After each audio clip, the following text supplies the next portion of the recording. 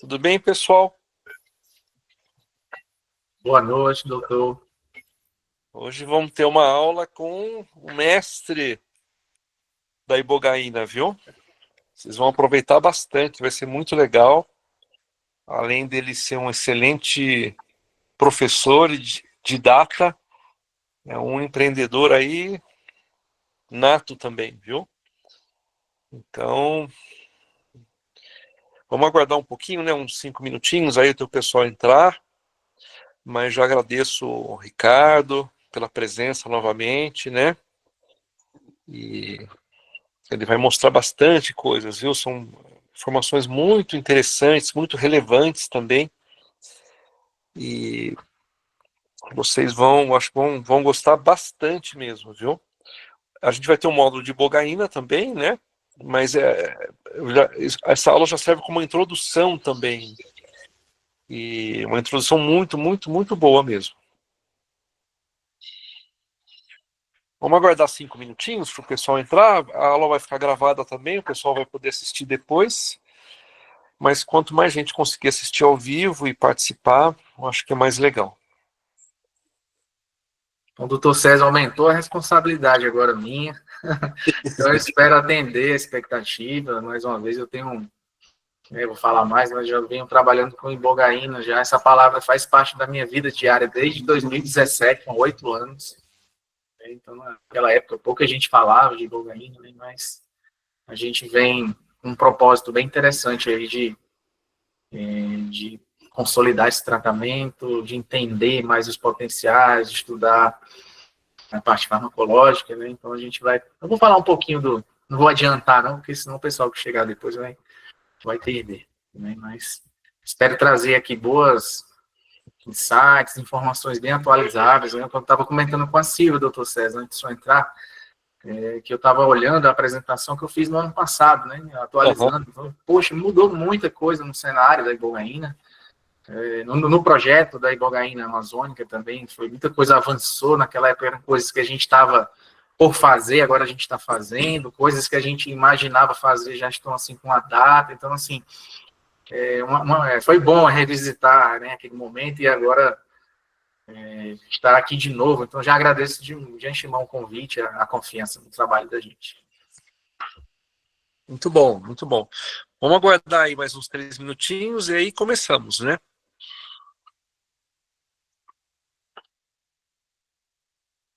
Então, assim, essa é o primeiro contato de vocês com ibogaína na pós. Na pós-graduação, sim. Talvez alguém já tenha experiência, né, ou conhecido fora, mas na pós-graduação vai ser o primeiro contato.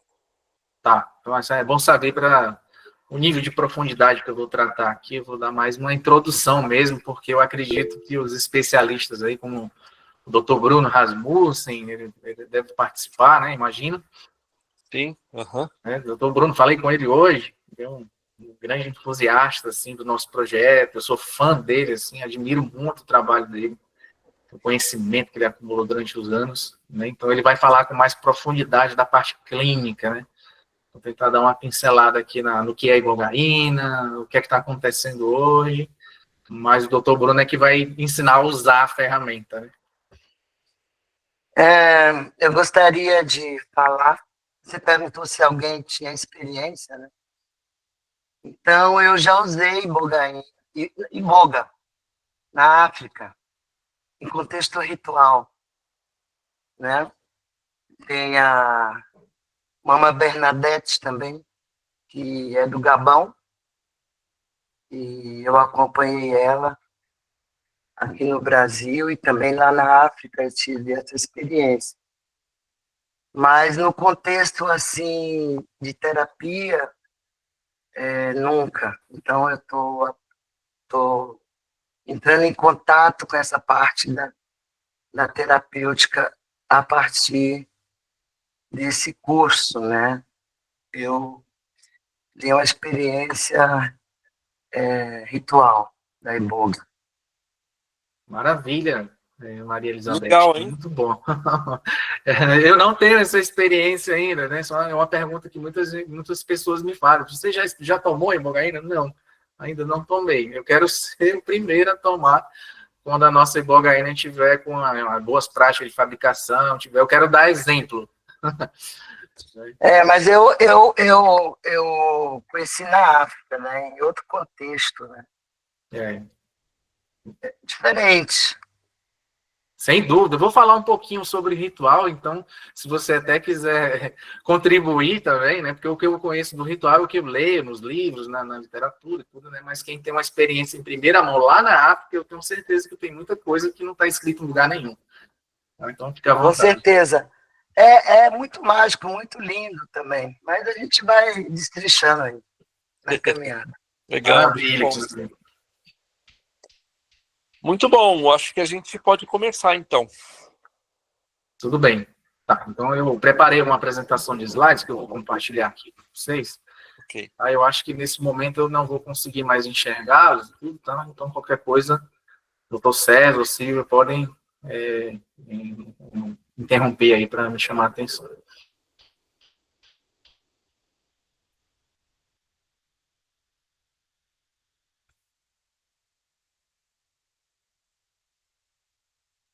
Vou colocar aqui em tela cheia.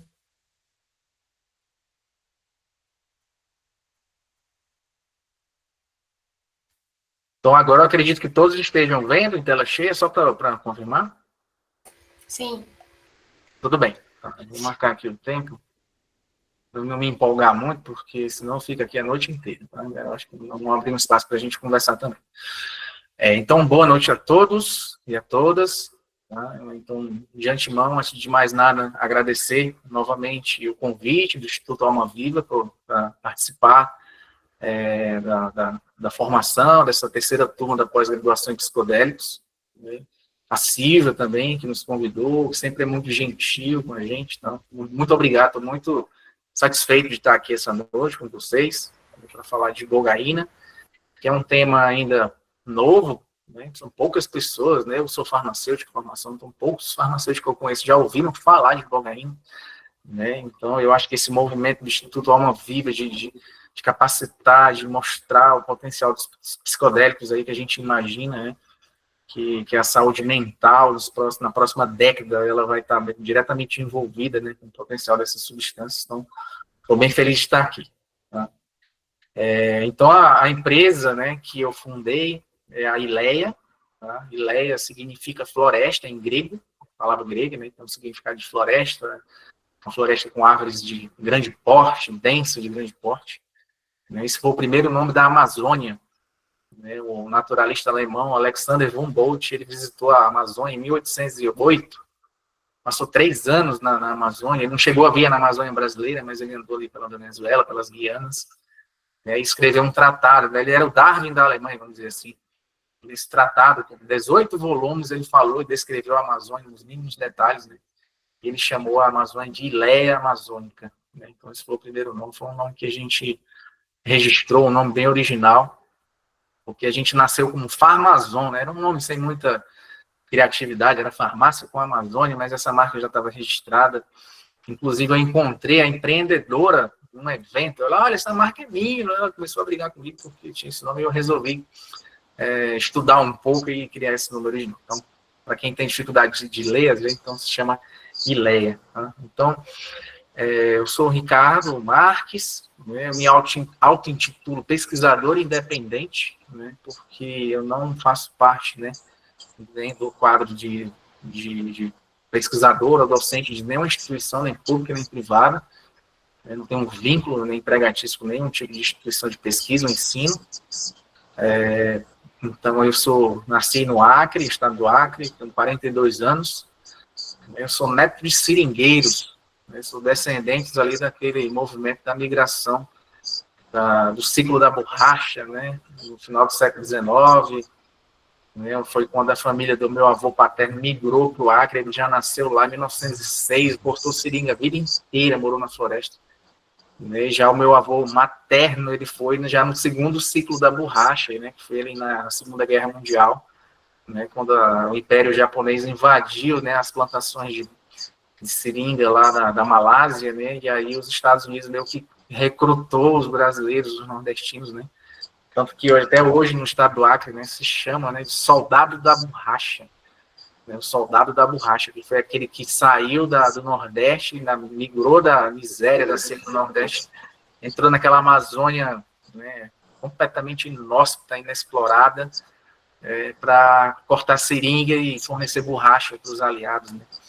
Então, foi a batalha esquecida, né? Foram cerca de 50 mil brasileiros morreram lá nesse ciclo, né? Morreram de doenças tropicais, de ataques por animais e assim por diante, né? A maioria nunca voltou para a terra natal, ficou por lá mesmo. Eu sou descendente desses soldados da borracha, né? Então conheço muito bem a floresta.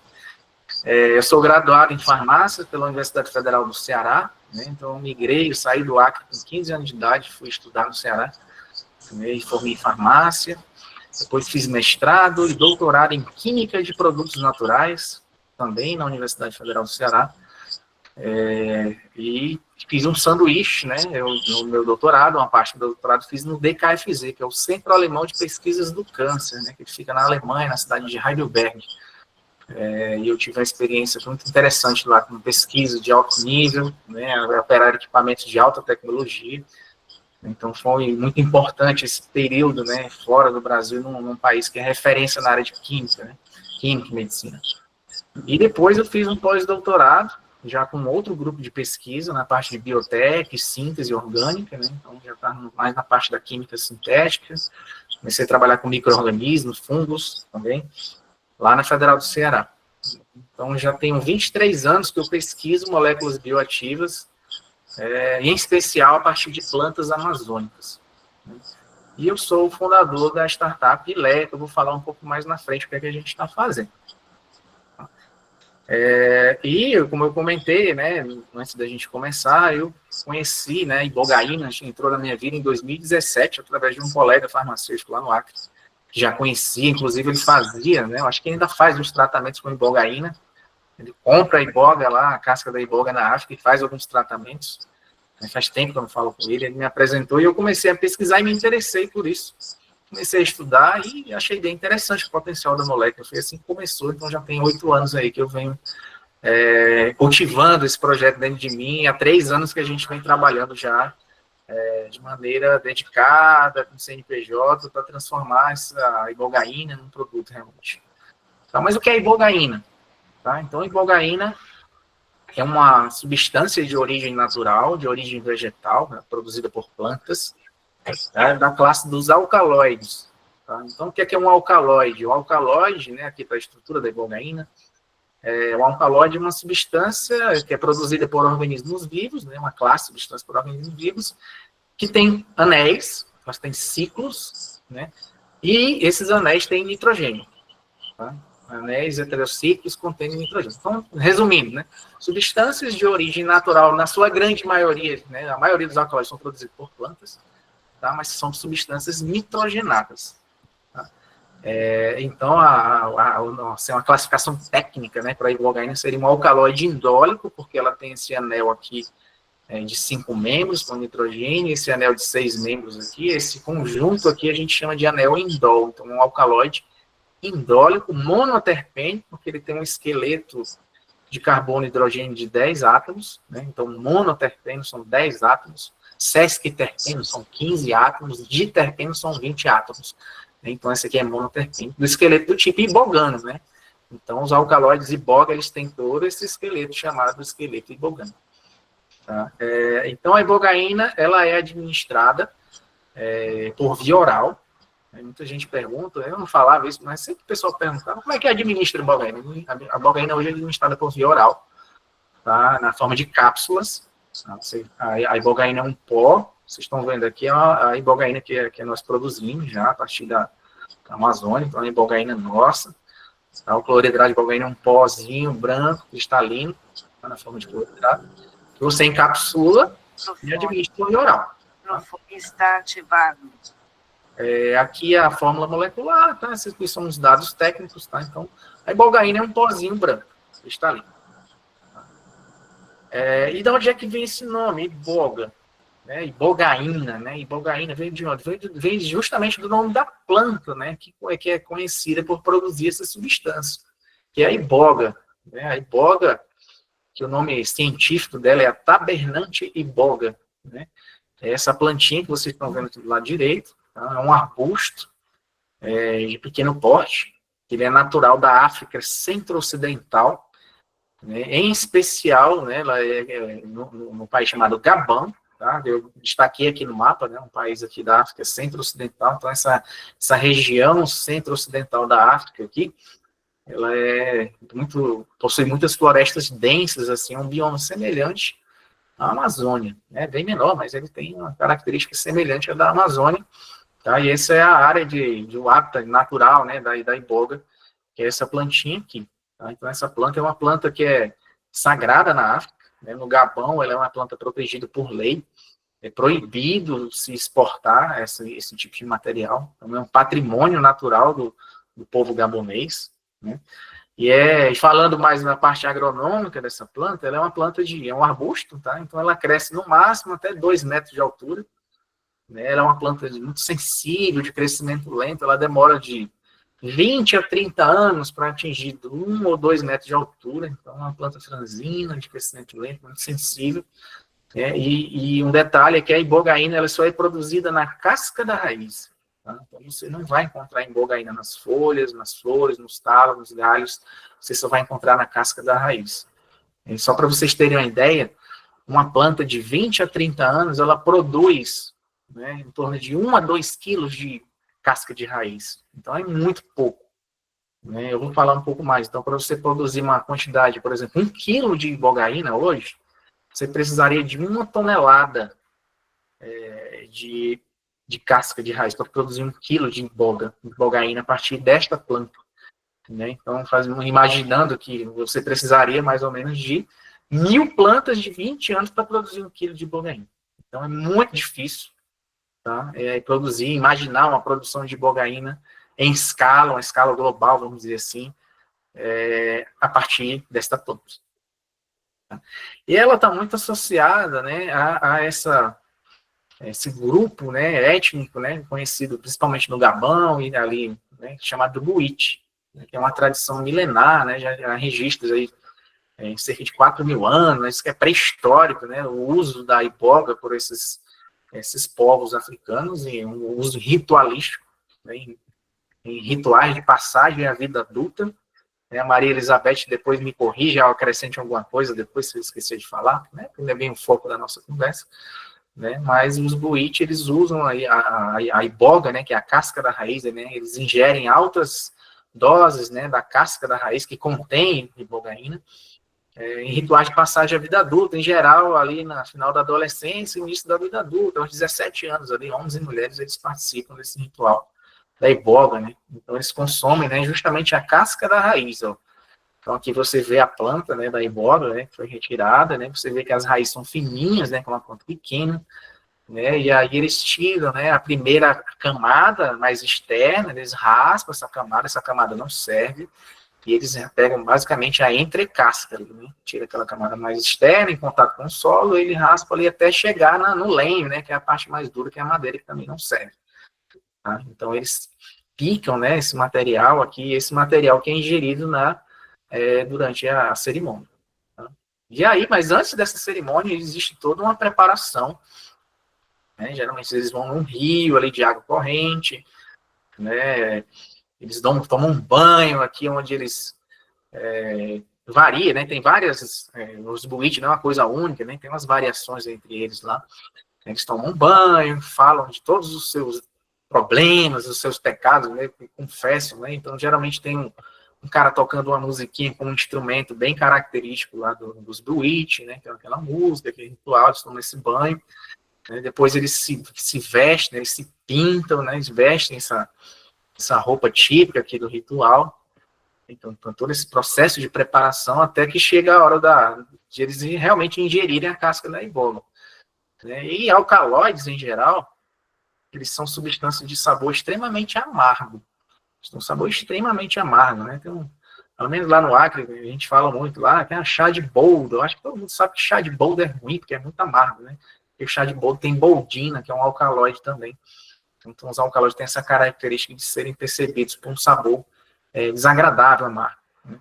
Então, nos rituais, eles colocam a casca da iboga dentro de uma banana. Eles partem a banana e colocam ali, né, recheio, vamos dizer assim, com a casca da iboga para ela ficar mais palatável, né, e aí eles ingerem, né, grandes doses aqui da iboga, né, e tudo isso são das músicas, né, de ao redor de uma fogueira e tudo, de cânticos naturais, até que a iboga, depois de algum tempo, vai começar a ser absorvida, né, no intestino, vai cair na corrente sanguínea e vai atingir o sistema nervoso central, onde vão começar os efeitos que a gente chama de onirofrênicos, né, que é um sonho acordado, né, a ibogaína é um psicodélico não clássico, né, que não causa propriamente alucinações, né, ele chama esse estado de onirofrenia, ou sonhar acordado, é um pouco diferente dos psicodélicos clássicos, né, como a DMT, a psilocibina, os demais, né.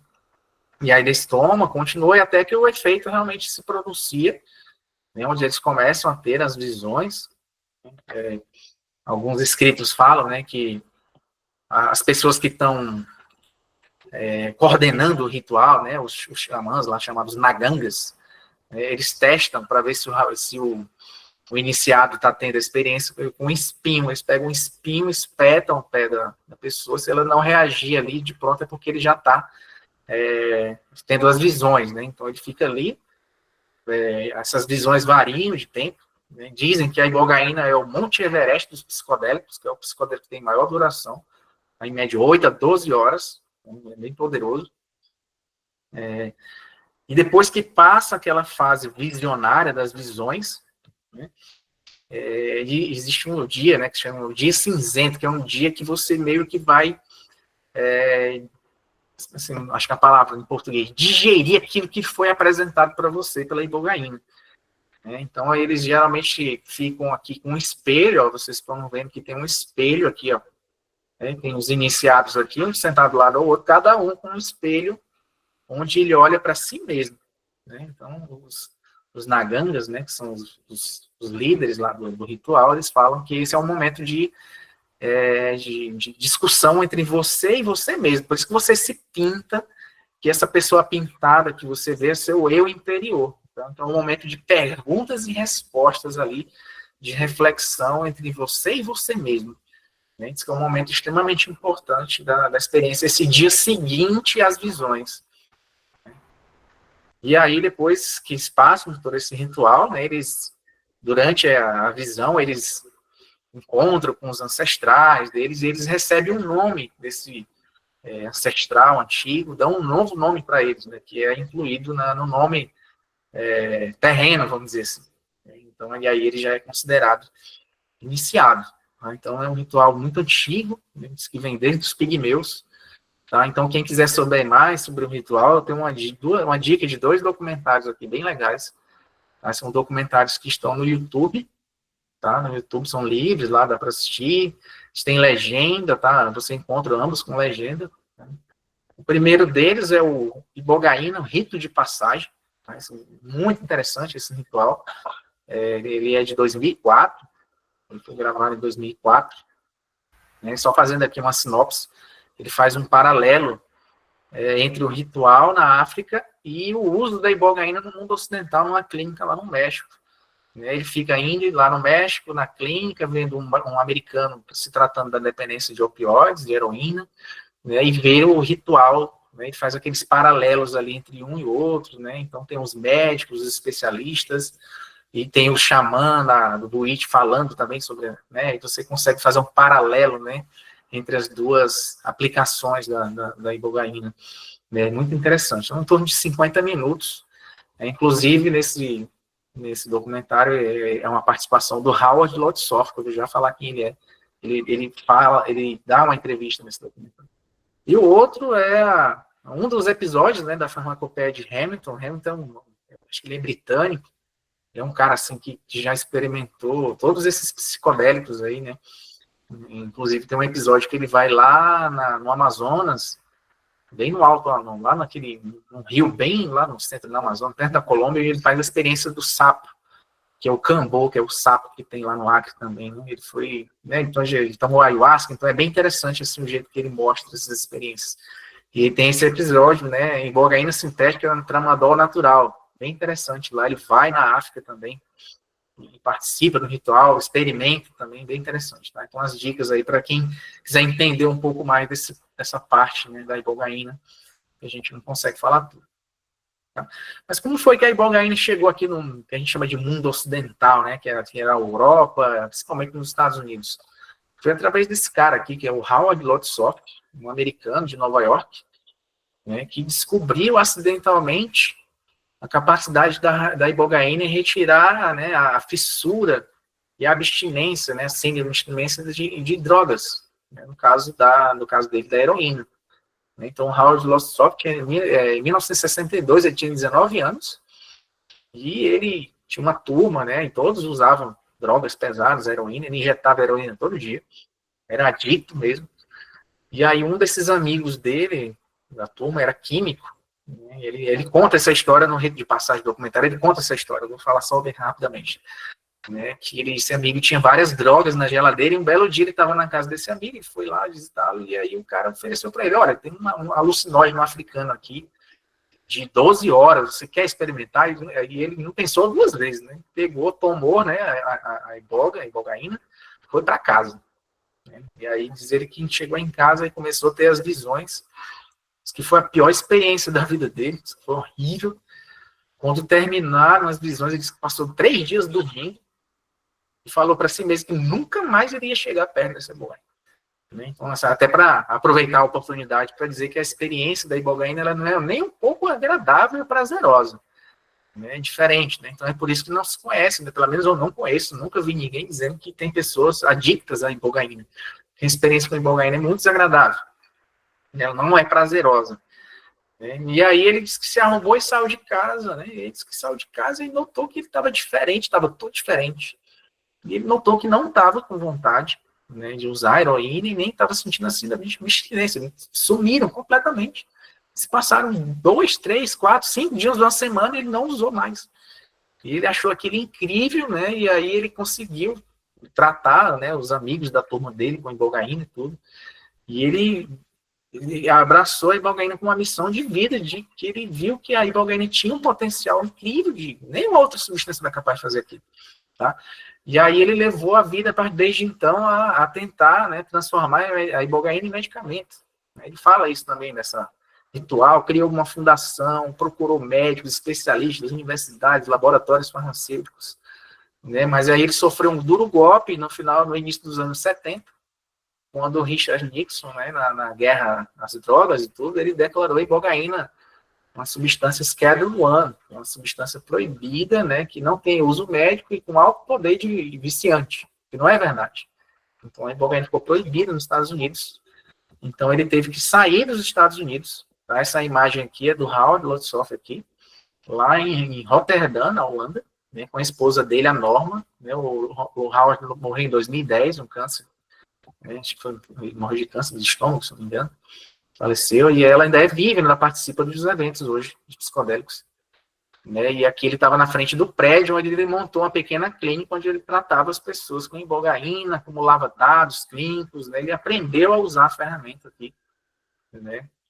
Inclusive, hoje é uma das maiores especialistas em ibogaína hoje no mundo, que é a doutora Débora Mesh, vou já falar dela.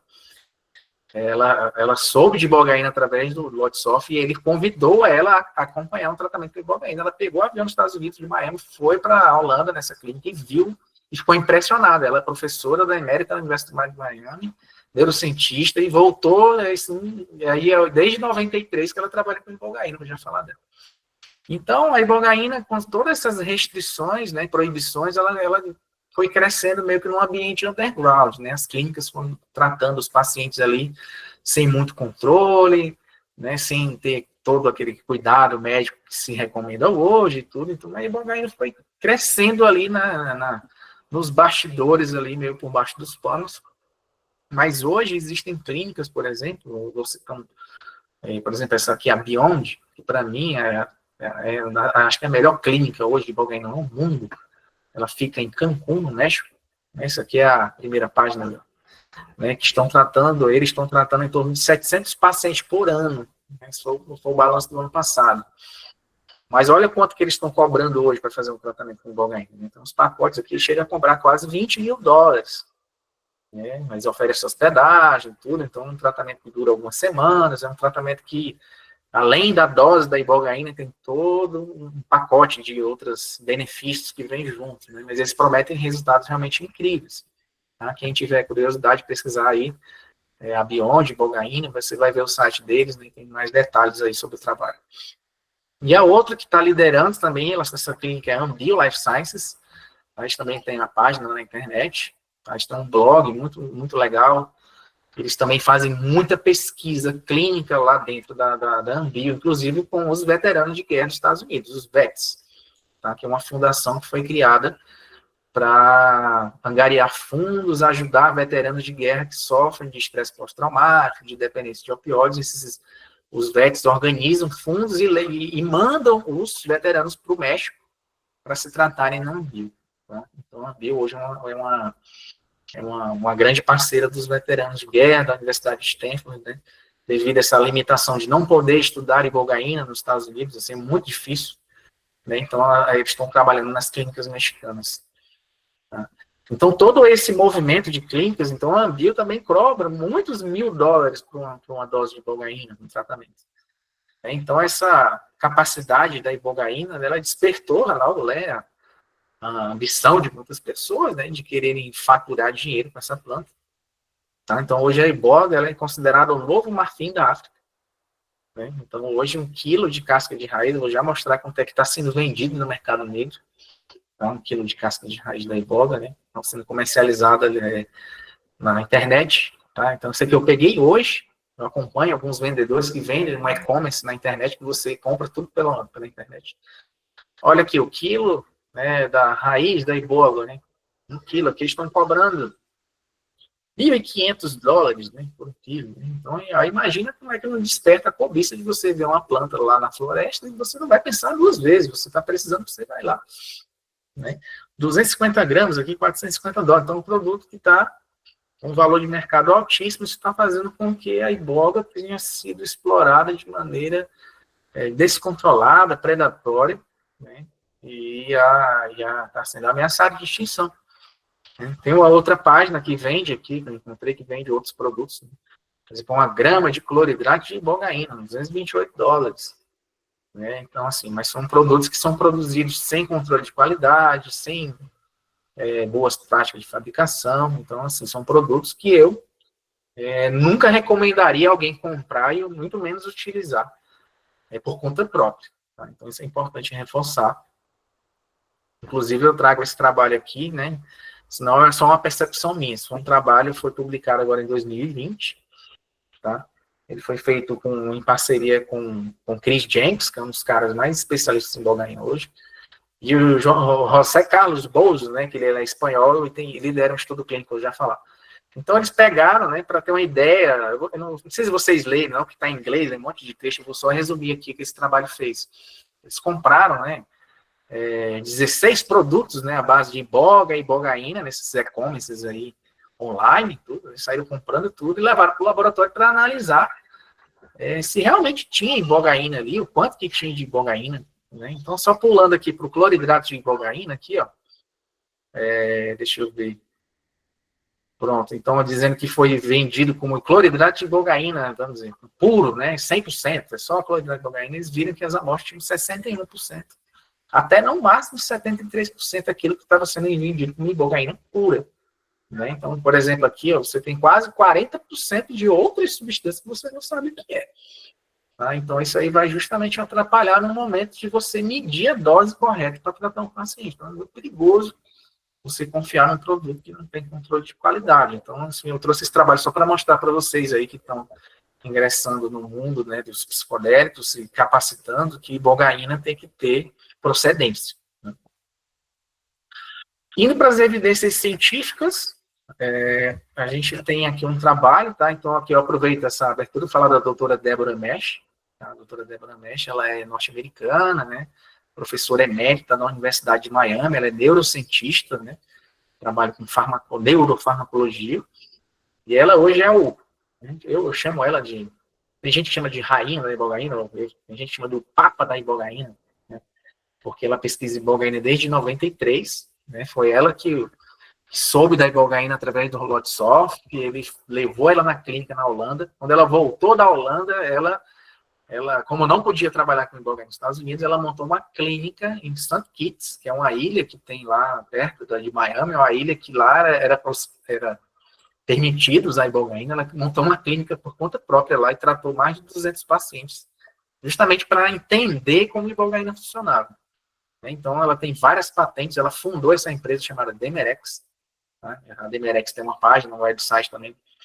E muito do que se sabe hoje sobre a farmacocinética, farmacodinâmica da ibogaína foi o trabalho da doutora Débora. Tem dezenas de artigos publicados, né, e um desses aqui, o que eu destaquei, né, de 2018, ela conclui, né, que uma única dose oral de ibogaína, né, tratamento da abstinência de opioides, medicamente supervisionado, então sob controle, né, aquela coisa que você toma em casa, pode levar dependentes de drogas para abstinência. Então, ela é uma fala de muito peso, porque ela trabalhou muitos anos com ibogaína e ela afirma que realmente hoje ela é uma defensora da medicalização da ibogaína nos Estados Unidos. Já conversei com ela 2 vezes, fiz 2 reuniões com ela, tem um acordo de confidencialidade assinado com a Demerex, e ela sempre se emociona quando fala das pessoas que ligam com o filho, mães que ligam dizendo que os filhos estão à beira da morte dos opioides, e ela diz que não pode ainda tratar, e aí depois de algumas semanas a mãe liga dizendo que o filho morreu de overdose.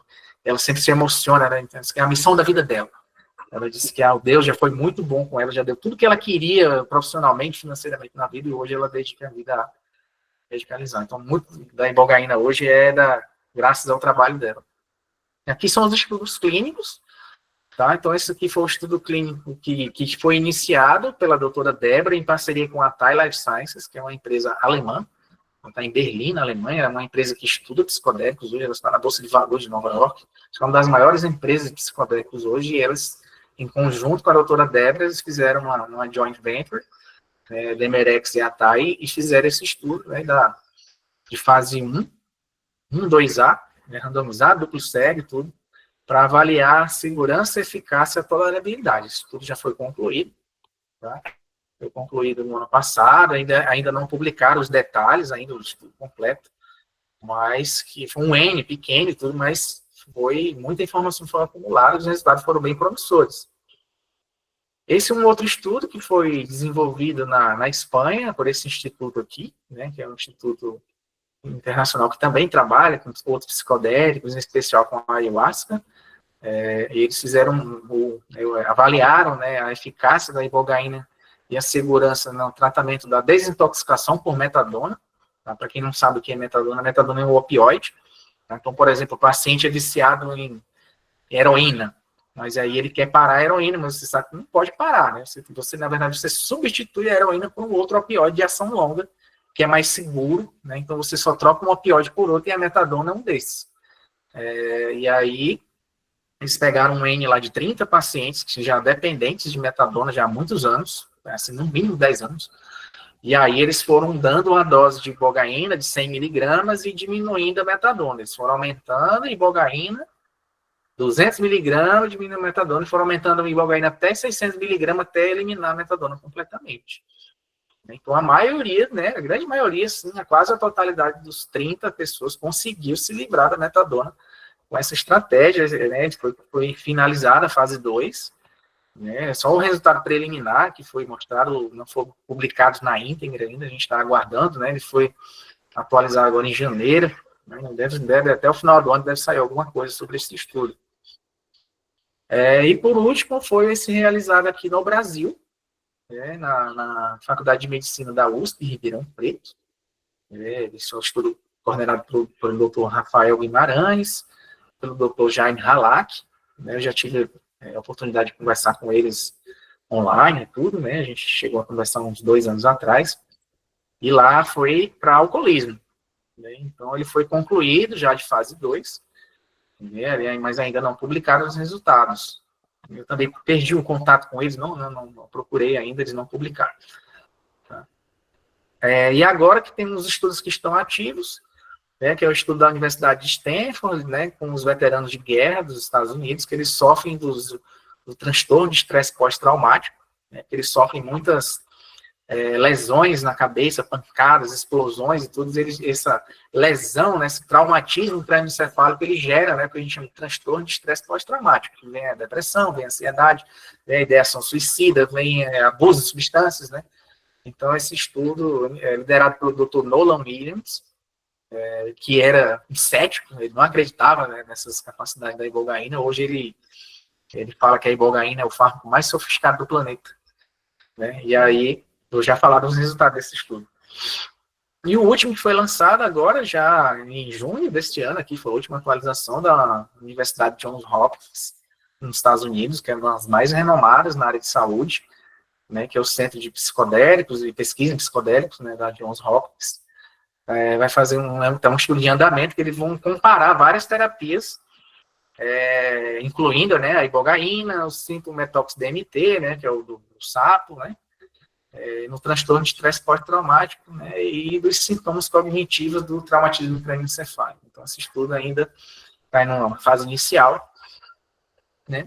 E, por último, de estudo clínico, né, uma outra substância que não é ibogaína, mas é a noribogaína. Então, para quem não ouviu falar de ibogaína, agora vai ouvir falar da noribogaína. E o que é noribogaína?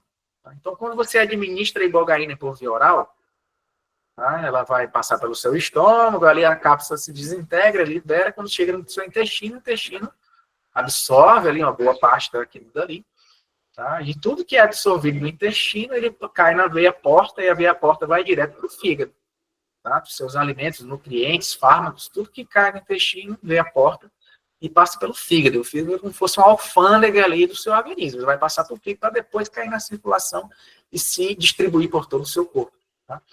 Então, quando a ibogaína é absorvida no intestino, quando ela passa no seu fígado, o seu fígado tem um conjunto de enzimas, né, que são proteínas catalisadores naturais, né, chamado citocromo P450, né, e aí eles transformam uma boa parte daquela ibogaína que você tomou, eles vão transformar numa outra substância chamada de noribogaína. São processos chamados de biotransformação. Tá? Então, a noribogaína é o metabólito da ibogaína. Qual é a diferença das duas? Vocês podem ver que tem um carbono aqui ligado nesse oxigênio, né, um grupo metox. Aí a enzima vai lá e remove esse grupo aqui, ó, CH3, e deixa só o grupo hidróxido. Então, a noribogaína, a diferença é só isso. O organismo vai lá e remove esse pedacinho da molécula. E a gente chama de noribogaína. Então, essa aqui, quem descobriu a noribogaína foi a doutora Deborah Mesh. Os primeiros estudos, ela descobriu que a ibogaína era convertida em noribogaína. E o que é importante? Que a noribogaína também é ativa. Então, o metabólito ativo, ela também tem efeitos muito semelhantes à ibogaína. Tá? Então, nesse gráfico aqui, que a gente está vendo do lado direito, né, é assim, a concentração das substâncias no sangue versus o tempo. Tá? Então, aqui, por exemplo, no tempo zero, esse onde tem os quadradinhos escuros é a noribogaína, onde tem os quadradinhos brancos é a ibogaína. Então, quando você toma a ibogaína, tá? Com o passar do tempo, a ibogaína vai sendo transformada em noribogaína, e aí a ibogaína vai desaparecendo do seu sangue, vai sendo transformada em noribogaína. Vai sendo transformada, depois de 24 horas, ela praticamente já desapareceu do seu sangue, mas aí a noribogaína, ela fica. Tá? Então, a noribogaína, ela permanece no plasma do paciente por meses. Então, é um metabólito ativo de longa duração. Tá? Então, esse é um dos motivos pelos quais, né, que explica, em parte, por que a ibogaína ela é eficaz com uma única dose. E você toma uma única dose, mas o metabólito dela, a noribogaína, permanece por meses no seu sangue, produzindo aqueles efeitos. Tá? Então, a doutora Deborah Mesh hoje está fazendo o estudo clínico, já foi concluída a fase 1, tá? Ao invés de usar ibogaína, está usando noribogaína para alcoolismo. Tá? Então, o que ela quer fazer? A ibogaína, quando você vai usar, geralmente você toma uma dose heróica, né, uma dose grande por via oral, geralmente 12 a 15 miligramas por quilo, que é uma grande dose que gera os efeitos psicodélicos. E tem que ser feito em ambiente controlado, com equipe experiente, com monitorização, não é uma coisa que faz em casa.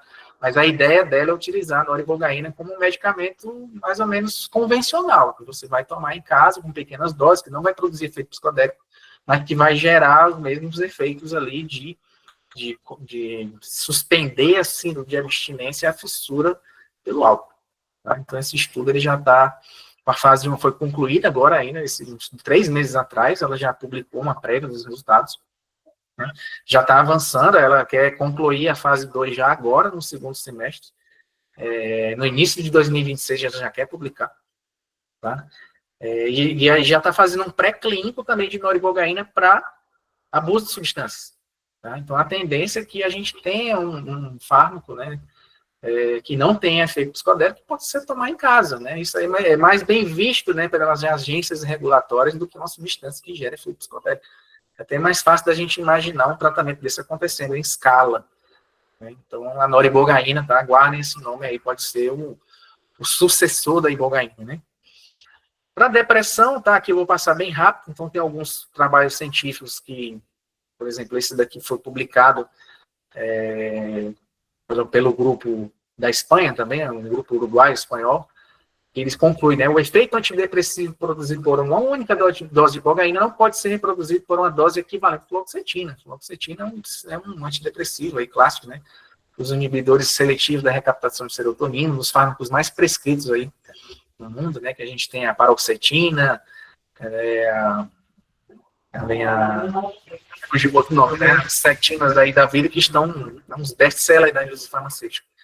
Aqui eu também tenho um trabalho do Dr. Bruno Rasmussen, que ele fez um estudo de caso com uma paciente que tinha depressão severa há mais de 20 anos, que já vivia reclusa, já não trabalhava, já não tinha mais vida social, e eles fizeram uma dosagem de 8 miligramas por dia, ou seja, microdose, sem efeito psicodélico. Ela tomava 4 miligramas 2 vezes ao dia, por 30 dias, se eu não me engano. E os sintomas desapareceram praticamente, completamente. Tá? E assim, 15 dias. Então, esse artigo aqui no Jornal Brasileiro de Psiquiatria, tá bem interessante aí para vocês verem, né? E aí também a questão da capacidade da ibogaína de modificar a expressão desses hormônios aqui. Tá? Nosso cérebro, ele produz esses dois hormônios aqui, GDNF, que é o fator neurotrófico derivado de células gliais, né, a sigla em inglês, e o fator neurotrófico derivado do cérebro, que é o BDNF. Tá? São hormônios que são produzidos principalmente na nossa infância, até aos nossos 12 anos de idade, que é justamente para promover a formação de sinapses, neuroplasticidade, aprendizados e tudo. E aí, quando o nosso sistema nervoso central já está maduro, ali aos 12, 13 anos para a fase adulta, eles diminuem essa produção e fica uma produção bem basal, quase que indetectável. Tá? Isso aí só acontece na nossa infância. Tá? E esse estudo mostrou que uma única dose de ibogaína, tá? Eles fizeram a dosagem de ibogaína, após 24 horas, eles viram que a expressão do GDNF aumentou 12 vezes. O BDNF aumentou cerca de 50 vezes. E do NGF, que é o fator de crescimento dos nervos, aumentou em torno de 10 vezes. Então, aqueles hormônios que você só produzia quando você era criança, eles voltaram a ser produzidos em 24 horas. Né? E não é um fator de muitas vezes. E esse aumento ele permaneceu por semanas. Certo? Então, ele religou aquela cascata hormonal que foi desligada. Então, eles até concluem que é uma verdadeira infância neurológica, segunda infância neurológica. Aí, isso daí explica, em parte, né, a capacidade que a ibogaína está tendo de tratar outras condições. A ibogaína era muito conhecida por tratamento de dependência química, mas à medida que se aprofunda os estudos, com doenças neurodegenerativas, aqui, esse artigo foi publicado em fevereiro deste ano. Uma equipe lá de pesquisadores da Ambio, lá no México. A Ambio é uma empresa canadense que opera no México, né, no tratamento da esclerose múltipla, né, que é uma doença neurodegenerativa que atinge 40 mil brasileiros, tá, que é uma doença que não tem cura. Tá, é uma doença que não tem cura, assim como essas outras, né, neurodegenerativas, tem tratamentos, mas não tem cura. E os tratamentos não são bem ineficazes. Tá? Então, ele fez um estudo de caso com 2 pacientes, né, um de sexo masculino e feminino, e aqui você tem a ressonância magnética nuclear de imagem do paciente, do homem, né, do sexo masculino. Ele tinha grave esclerose múltipla, já estava com uma bomba de analgésico infundindo, a coordenação motora dele completamente comprometida, já estava muito mal mesmo. E aí ele tomou uma única dose de ibogaína. Tá? Você vê aqui o tamanho da lesão no cérebro dele, então uma lesão considerável aqui, inflamação, tudo, né? Depois de 3 meses da dose, repetiram a ressonância, a lesão praticamente, assim, não sumiu, mas ela regrediu em torno de 80%. Tá? E os sintomas físicos do paciente também tiveram uma melhora assim, extraordinária, que nem o outro medicamento hoje é capaz de produzir. Né? Então, a Anbio vem avançando nessas demais aplicações da ibogaína. Inclusive, ela acabou de lançar, agora em junho, né, foi dar uma publicidade grande, a Anbio lançou um pacote de tratamentos de doenças neurodegenerativas, né? Que ele inclui, Parkinson, esclerose múltipla, esclerose lateral amiotrófica, é uma doença gravíssima, né? Uma doença que leva à morte do paciente em 2 a 5 anos após o diagnóstico, que está cada vez mais comum hoje. São cerca de 5 mil diagnósticos só nos Estados Unidos por ano. AVC, que é o stroke, né? AVC, e o traumatismo crânioencefálico. Então, eles acreditam, já conhecem tanto esse potencial da ibogaína para a doença neurodegenerativa que eles lançaram esse pacote, que custa $7.350. Então, esse tratamento ele é feito da seguinte maneira: você vai até a clínica, a dose única, tá, de ibogaína, dose heróica lá, aquela dose convencional. Depois você faz microdoses por dia durante 6 meses. Então, esse pacote inclui a ibogaína, o tratamento na clínica e o tratamento que você vai fazer em casa por 6 meses. Então, é um pacote novo, já tem algumas pessoas relatando, né, assim, que há 15 dias relatório nas redes sociais dizendo das melhores.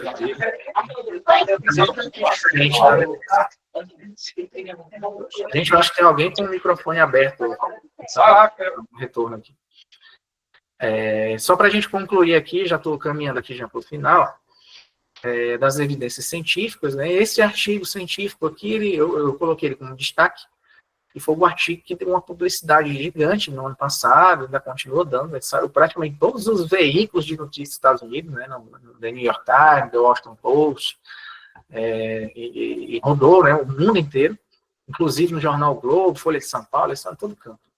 Né, que foi justamente o tratamento dos veteranos dos Estados Unidos com traumatismo crânioencefálico, transtorno de estresse pós-traumático. Tá? Só para vocês terem ideia, tá pequenininho aqui, eu vou ler. As estatísticas mostram que cerca de 20 veteranos de guerra dos Estados Unidos se suicidam por dia. Por dia, são 20 suicídios por dia. Foram 7.500 mortos em combate, né, na guerra Iraque e Afeganistão, que durou 20 anos. 7.500 veteranos mortos em combate. E 120 mil morreram de suicídio.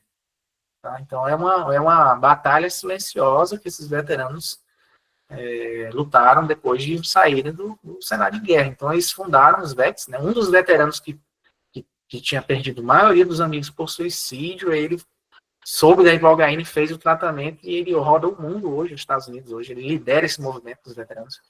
Isso que salvou a vida dele, da família, tudo, né? Então, o Marcos Capone e a Amber Capone, marido e mulher, eles fundaram os VETs, e hoje é uma instituição grande que se juntou com a Universidade de Stanford, né, o Dr. Nolan Williams, que fez esse estudo, que foi publicado, que eu já vou mostrar aqui os resultados. Tá?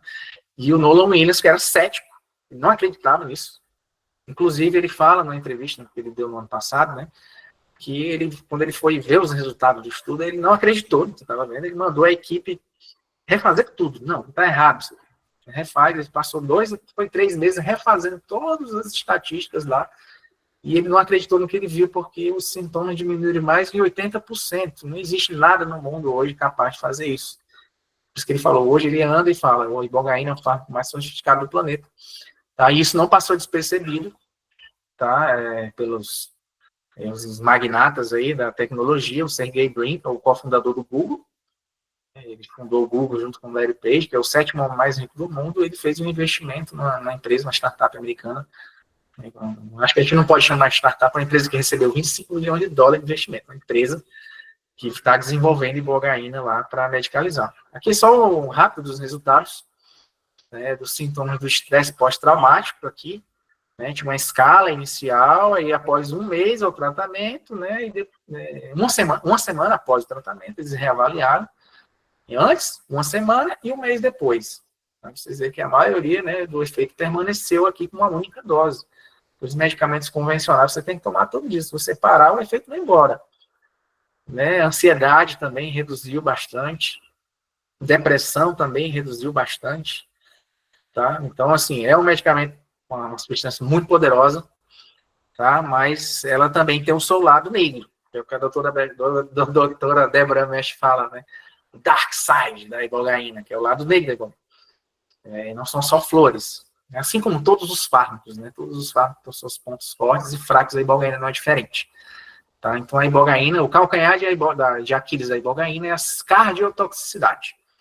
Tá? Então, ela aumenta o intervalo QT, né? Que é o intervalo entre as batidas do coração, vamos dizer assim. Então, ela pode, em alguns pacientes, ela pode provocar uma arritmia cardíaca, que pode ser até fatal. Tá? Então, existem alguns relatos, alguns artigos científicos aí que fizeram um estudo bem completo, né, em torno já foram relatadas, assim, em torno de 30 mortes, vamos dizer assim, no mundo inteiro, assim, que se teve conhecimento de pessoas mortes associadas ao uso de ibogaína, né, e aí, há uns 5 anos atrás, fizeram uma investigação de caso mesmo, assim, forense de cada uma dessas mortes, e viram que assim, a maioria esmagadora pode ser atribuída a outros fatores que não a ibogaína. A ibogaína só meio que contribuiu, mas ela não foi o fator determinante. Né? Então, na maioria das vezes, esses pacientes eles estavam usando outras substâncias, tá? que hoje já se sabe que são incompatíveis com a ibogaína, não dá para usar, não foram interações medicamentosas. Né? Então, a ibogaína mais alguma coisa aumenta esse risco da arritmia cardíaca, tá?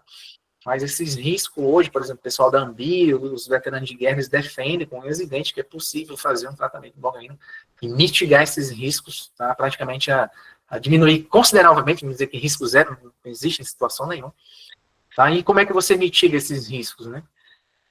Usa em ambiente clínico, então um ambiente ambulatorial, então ibogaína não é um tratamento que se faz em casa ou numa casa de recuperação, tem que ter um ambiente clínico. Então hoje, aqui é uma imagem lá da Beyond, tá? Para vocês verem que é uma clínica profissional, e tem uma equipe de vários médicos especialistas em cardiologia, especialistas em emergências, enfermeiros, ali 24 horas por dia. Tá? Então, o paciente ele faz toda uma triagem extremamente rigorosa, principalmente de eletrocardiograma, que faz uma avaliação cardíaca, cardiovascular completa, faz teste de tudo que é tipo de droga e medicamento para saber se a pessoa está tomando alguma coisa, que a pessoa pode omitir alguma coisa, ele faz todos esses testes. Tá? A equipe tem que ter uma equipe experiente, que sabe usar a ferramenta, que sabe agir em caso de emergência. E uma outra artifício que é a infusão de magnésio intravenoso. Ele faz uma solução intravenosa de magnésio, uma infusão constante. Dá para ver aqui atrás na cabeça da moça aqui, tem uma bolsinha de soro, que tem uma infusão de magnésio, que o magnésio ele meio que protege, né, a ação da ibogaína nesses receptores cardíacos ali. Tá? Então, tem toda uma triagem prévia ali para ver se o paciente realmente está apto a fazer o uso, né? Então, eles tratam aí 700 pacientes por dia, por ano, há alguns anos, e eles têm resultados, assim, incríveis, né? Mas tem que ter cuidado, a ibogaína só se faz em ambiente clínico. Talvez a ibogaína, doutor César, depois me corrija aí, né? Eu acho que é o psicodélico mais perigoso, né? Digo que é o psicodélico mais perigoso. Ele tem as atividades, assim, fantásticas, mas talvez ele seja o mais perigoso. Então, pela essa falta aí ainda de estudos, de aprovações clínicas, de um estudo clínico amplo, com muitos pacientes, aprovado no FDA, então os veteranos resolveram se organizar e pressionar o governo americano a investir em empresas, em estudos clínicos para aprovar a ibogaína do FDA, realmente provar que ela é segura, né? E justamente permitir que esses veteranos de guerra se tratem nos Estados Unidos. Eles estão todos lá meio que revoltados, que é uma ferramenta que está salvando a vida de milhares de combatentes e tudo, e eles não podem fazer isso no próprio país. Eles vão para lá, arriscam as vidas pelo país, e o próprio país não dá a chance de se tratarem. Então, eles formularam a narrativa, se organizaram, e agora, em maio, né, o governo do Texas criou uma lei, chamada Lei da Ibogaína. Eles vão investir, o governo do Texas, $50 bilhões, é o maior investimento da história, um investimento público da história, é o da Ibogaína. Eles vão fazer um consórcio público-privado, onde vai entrar o governo do Texas com investimento, vai entrar um instituto de pesquisa e um hospital, e uma empresa privada, desenvolvedora de fármacos, vão fazer um consórcio para aprovar a ibogaína no FDA, estudo clínico, fase 1, 2 e 3. E aí eles fundaram, né, a Americans for Library, esse movimento ele é liderado por o ex-governador do Texas, né, que ele foi presidenciável, concorreu com o Trump, né, para ser candidato a presidente dos Estados Unidos. Hoje ele é um defensor ferrenho, né, da ibogaína.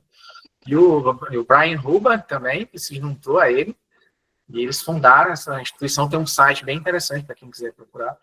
E aí esse efeito do Texas foi em cascata, tá? E aí o Arizona, logo em seguida, já em julho, também aprovou, né? Foi um investimento menor, de 10 milhões de dólares também, eles meio que se juntaram a esse consórcio. O Colorado veio atrás, já no dia 30, né? De junho aqui, 30 de junho, em julho, o Colorado já está avaliando liberar, mesmo antes de estudo clínico, já liberar o uso do clínico, né? Impondo algumas condições. O Mississippi, hoje, foi ontem lá no Mississippi, já teve na Câmara dos Deputados do Mississippi, já também para investir dinheiro público em ibogaína.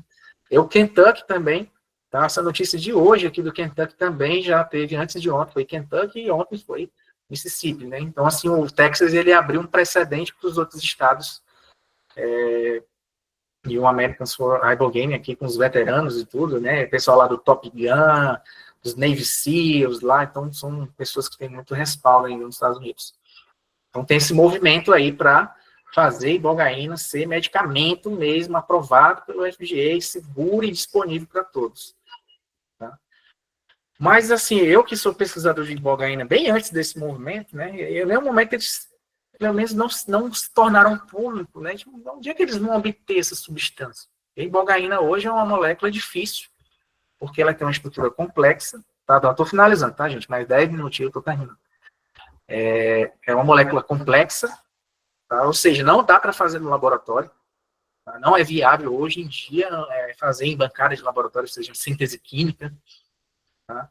Ela é rara na natureza, só a iboga produz ibogaína em uma quantidade comercial, que vale a pena extrair da natureza. Isso faz com que ela tenha um alto custo. Por exemplo, no Brasil hoje, né, quando a Fitostan, que era uma empresa que importava para o Brasil, ele importava em torno a $1.000 o grama. Tá? Devido a essa dificuldade de obtenção, ela é um produto escasso, consequentemente um produto caro. Tá?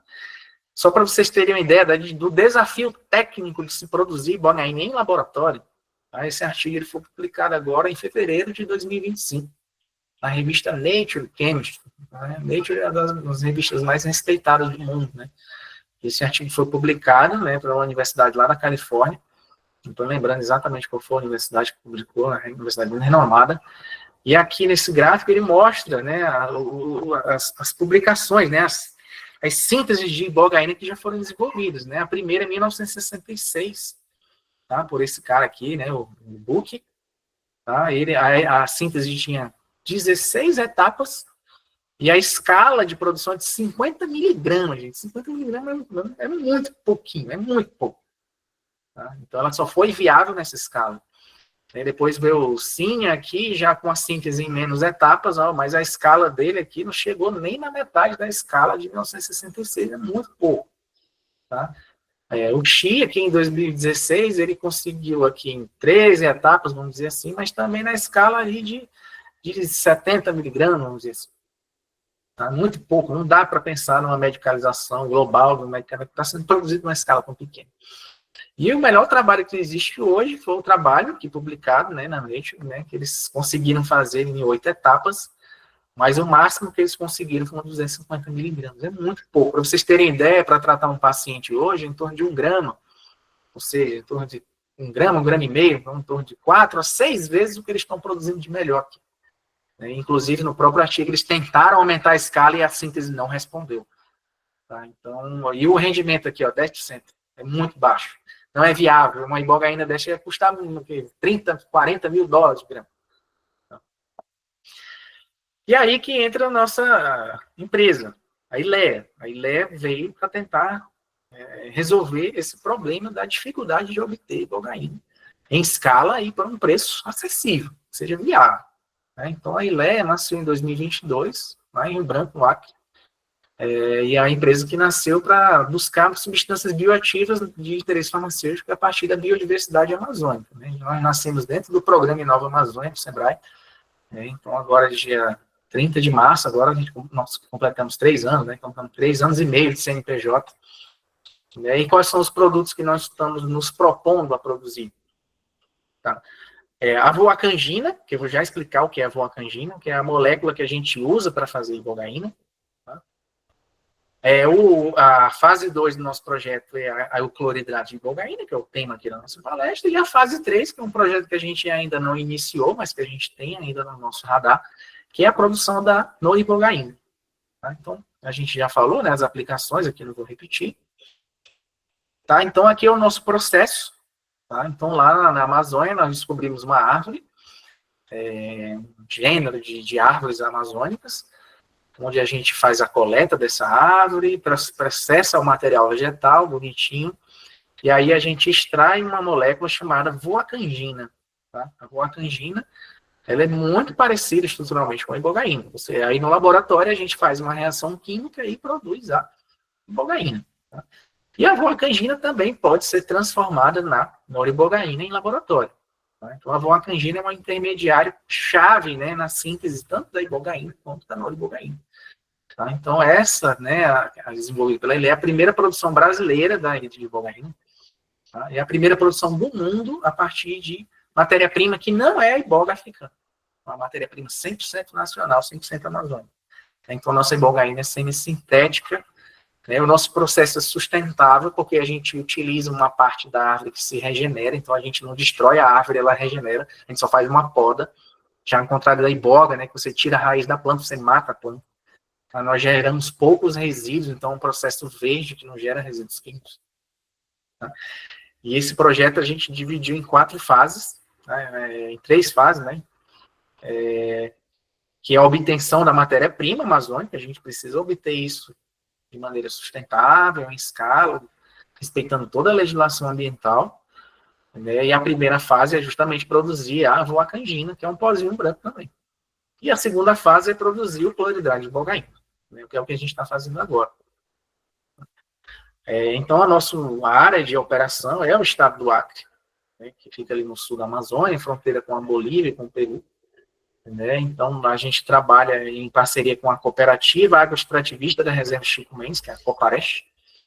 Tá? Ela opera na área da Reserva Extrativista Chico Mendes.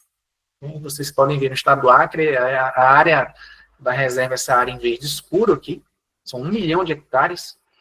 Tá? Essa reserva é a segunda maior reserva federal do Brasil, e atualmente é a que está mais ameaçada de desmatamento, de queimadas, é a área que está sofrendo mais pressão humana de desmatamento hoje.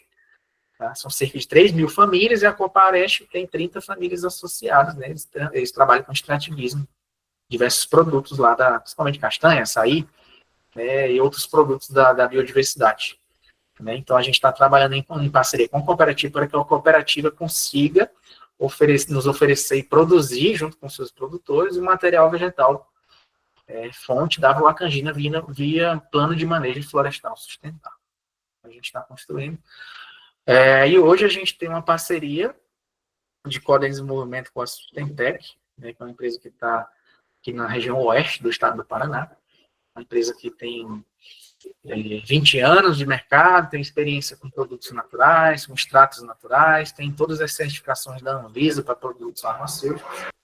Então, hoje a nossa produção, né, essa matéria-prima que vocês estão vendo aqui, foi 0,5 tonelada que a gente produziu lá no Acre, trouxe para o Paraná, e a gente está desenvolvendo, né, o processo da voacangina em escala.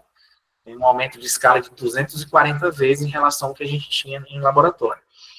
Tá? E já na terceira fase a gente está avançando, já é um trabalho já está 1 ano e meio já, mas que a gente pretende começar ainda esse segundo semestre, com muita esperança que aconteça, que é uma parceria com o Instituto de Química da USP, que é a unidade de Instituto Insumos Químicos e Bioquímicos Sintéticos, onde a gente vai desenvolver, na verdade, nós vamos otimizar a tecnologia que nós já criamos, de transformar a voacangina em cloridrato de ibogaína.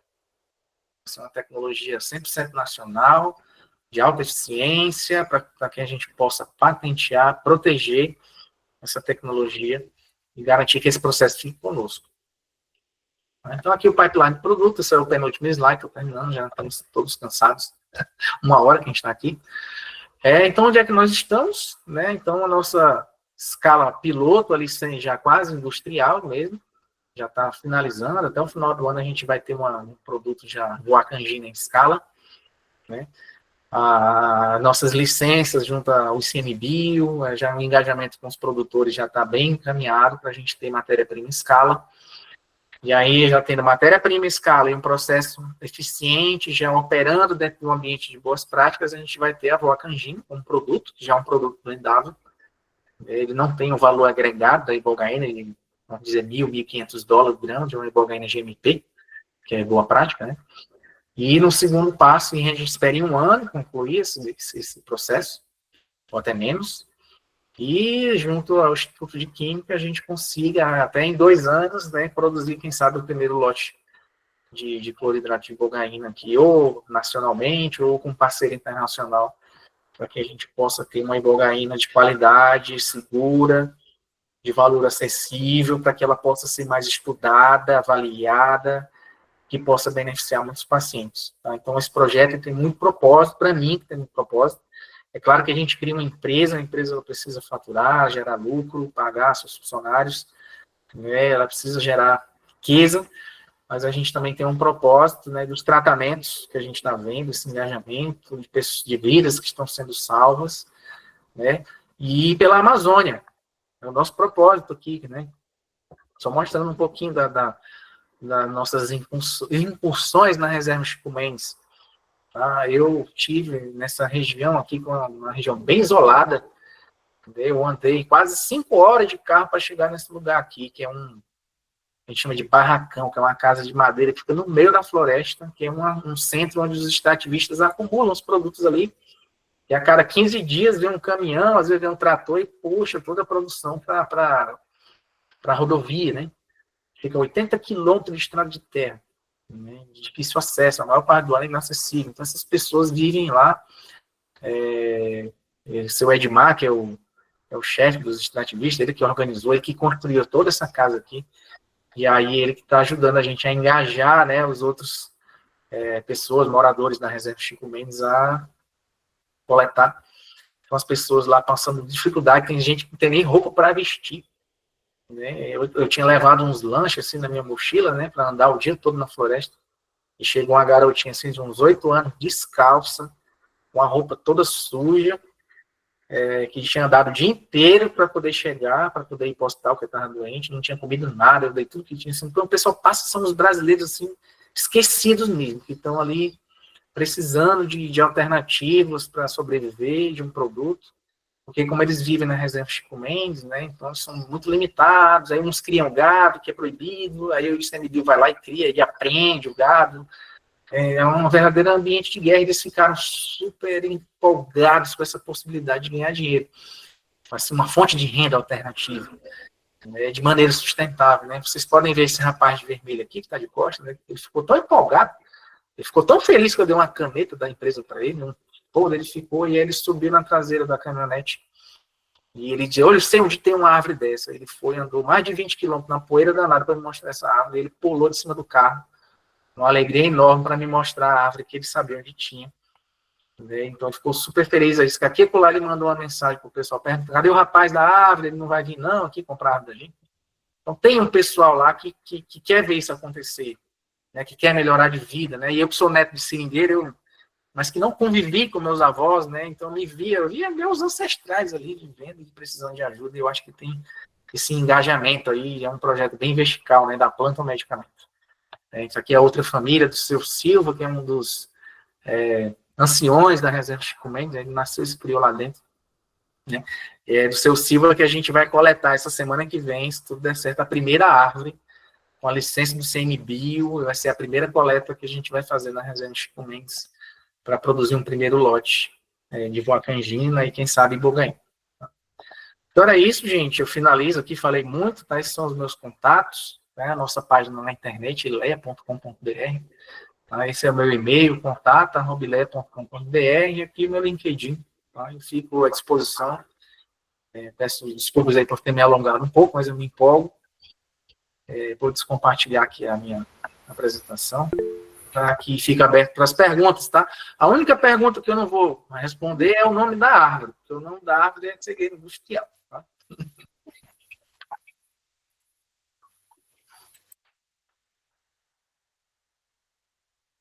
Alguém tem alguma pergunta, alguma dúvida? Pode levantar a mão aí. Silvia, o César, organize aí.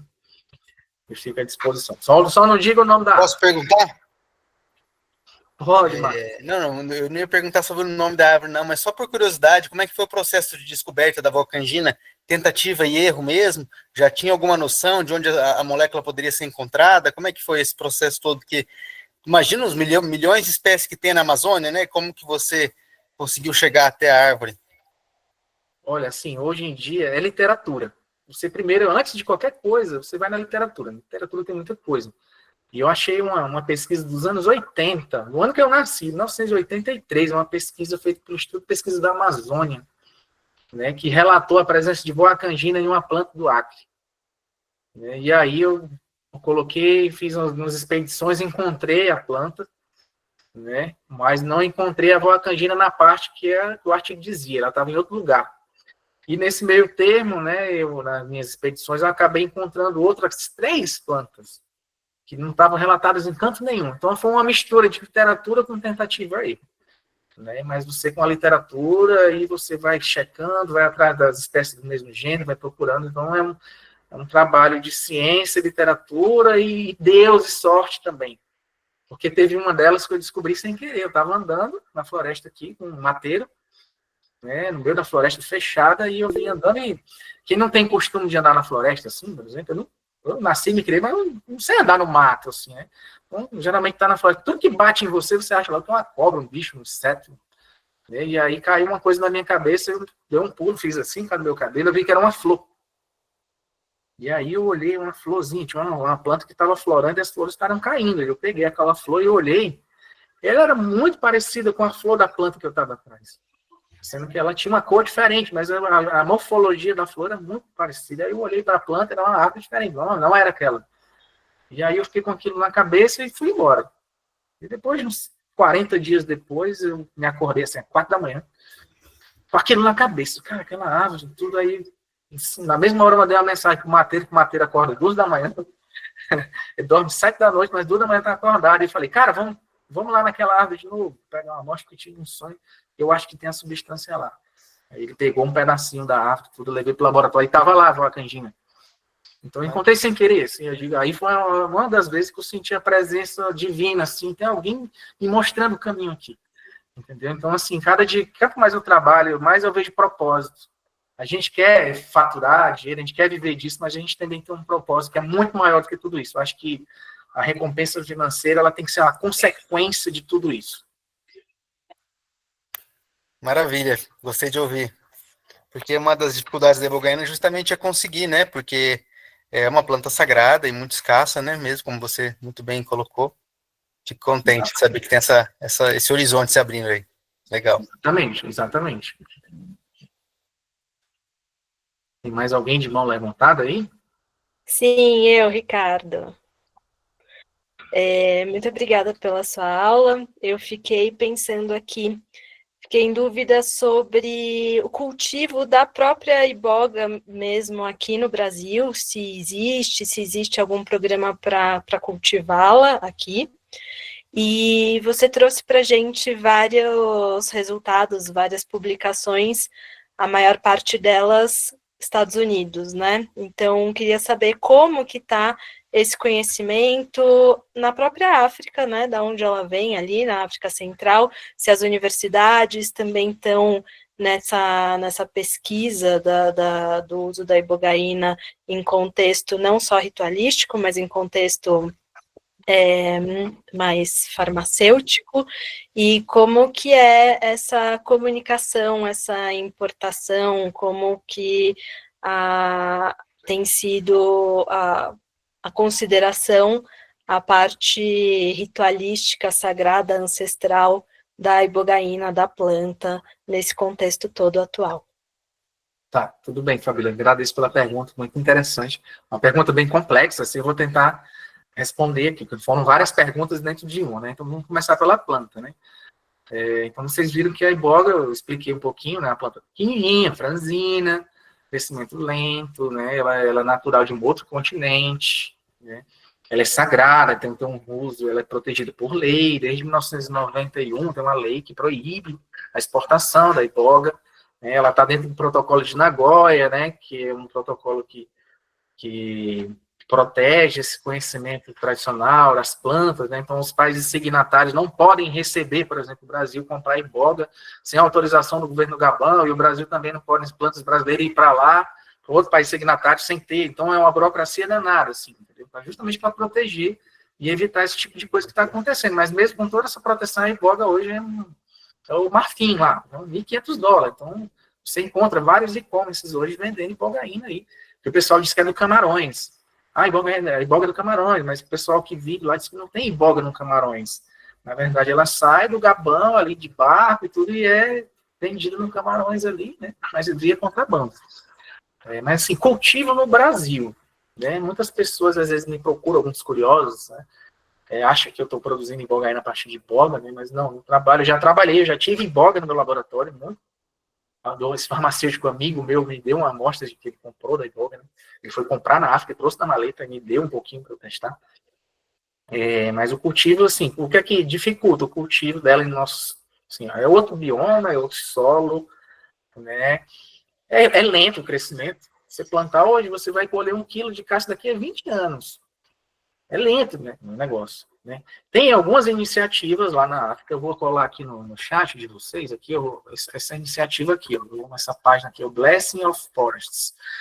Essa aí é uma iniciativa daquela clínica Ambil Life Science, da Ambil, aquela clínica do México, né, o Jonathan Dixon, né, que é um dos cofundadores, ele fundou essa associação, né, junto lá com o povo Buíte, do Gabão, e tudo para estimular o cultivo, para proteger a iboga. E recentemente ele publicou que conseguiu importar o primeiro quilo de iboga legalmente através do protocolo de Nagoya. Né? Mas eles têm umas plantações, tem algumas comunidades lá que plantam iboga, então a Blessing conta um pouco dessa história. Então o pessoal está tentando cultivar, reflorestar e tudo, e proteger a espécie. Né? E gerar uma renda lá, é mais ou menos o que a gente quer fazer na reserva Chico Mendes, tudo, mas eles querem fazer lá com a iboga. Mas eu já vi alguns relatos assim de bastidores de que essas plantas que eles estão plantando, a maioria delas não está produzindo ibogaína. Então está produzindo tão pouco, assim, depois de sei quantos anos e tudo, eles estão coletando depois de 10 anos, 20 anos, não tem ibogaína. Ela só produz ibogaína depois de muito tempo. Entendeu? Então o pessoal está plantando assim, mas sem muito sucesso, né? Pensando numa produção de escalabilidade. Aí o pessoal da região, né? Todos que são os deuses da iboga, dos buíches que estão lutando, aquilo é sagrado, não é do mundo ocidental, aquilo ali é uma propriedade deles, né? Então toda essa mística aí ao redor. Então, assim, tá? Ninguém consegue muito bem explicar por que não está produzindo, então, assim, ninguém entendeu por que algumas produzem, outras não. Né? Então, é um pouco complicado depender de uma produção em escala global, de um medicamento para tratar um Parkinson, uma esclerose múltipla, você não pode ter escala, independente de uma fonte tão sensível como essa. Né? Então, assim, no Brasil, não sei se tem alguém plantando, não conheço, tem alguém plantando.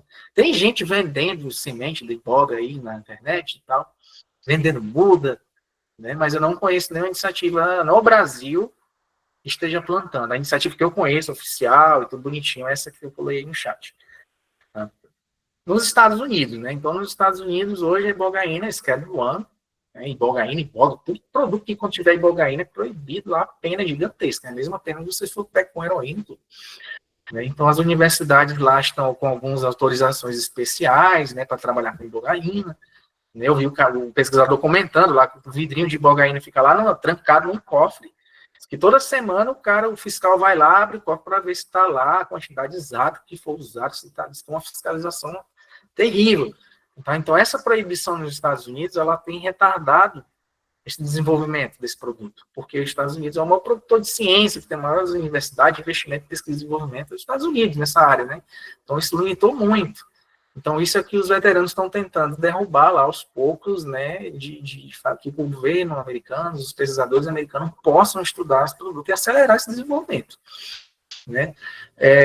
No Brasil, né, o uso de ibogaína, ele é autorizado pela Anvisa, então a ibogaína hoje ela não está na portaria 344, ela não é uma substância de controle especial, não, ou seja, não é uma substância proscrita, né? Eu não vou ser preso por ter com ibogaína ou trabalhando com ibogaína. Eu não preciso de uma autorização especial para trabalhar. Tá?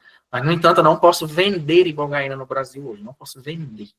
Se alguém quisesse comprar ibogaína hoje, que eu produzi, eu fosse pego vendendo, ele seria cometendo uma infração gravíssima sanitária. Por quê? Porque a ibogaína, como não existe nenhum estudo clínico que comprove segurança e eficácia da ibogaína, né, registrado na Anvisa, então eu não posso vender ibogaína como medicamento, não posso. Tá? Então, como é que se usa ibogaína hoje no Brasil? Tem clínicas de ibogaína no Brasil hoje? Sim. Tá? Então, a ibogaína, a Anvisa autoriza a ibogaína em contextos de pesquisa, tá? Uso para pesquisa, e de uso compassivo, que é um uso pessoal. Você, a Fabíola, precisa fazer um tratamento com ibogaína, e você vai numa clínica que tem um médico que entende ibogaína, ele prescreve para você, você solicita a importação, a Anvisa libera, você retira lá na alfândega do aeroporto de Guarulhos, e o médico faz o tratamento com você. Esse é o rito legal. Sendo que a maioria das clínicas hoje no Brasil, a grande maioria, a esmagadora, 99% delas, trabalham com ibogaína, mas é uma ibogaína que entra dentro de um pote de Todd, debaixo de uma mesa no aeroporto de Guarulhos, o cara traz da África e vende, as clínicas compram ali e fazem os tratamentos e aqui e lá a Anvisa vai lá e apreende ibogaína, fecha a clínica. Então, assim, hoje na ibogaína no Brasil ela é um pouco underground. A única pessoa que eu sei que faz tratamentos com ibogaína, como devem ser feitos, é o Dr. Bruno, que vocês vão ter a oportunidade de conversar com ele.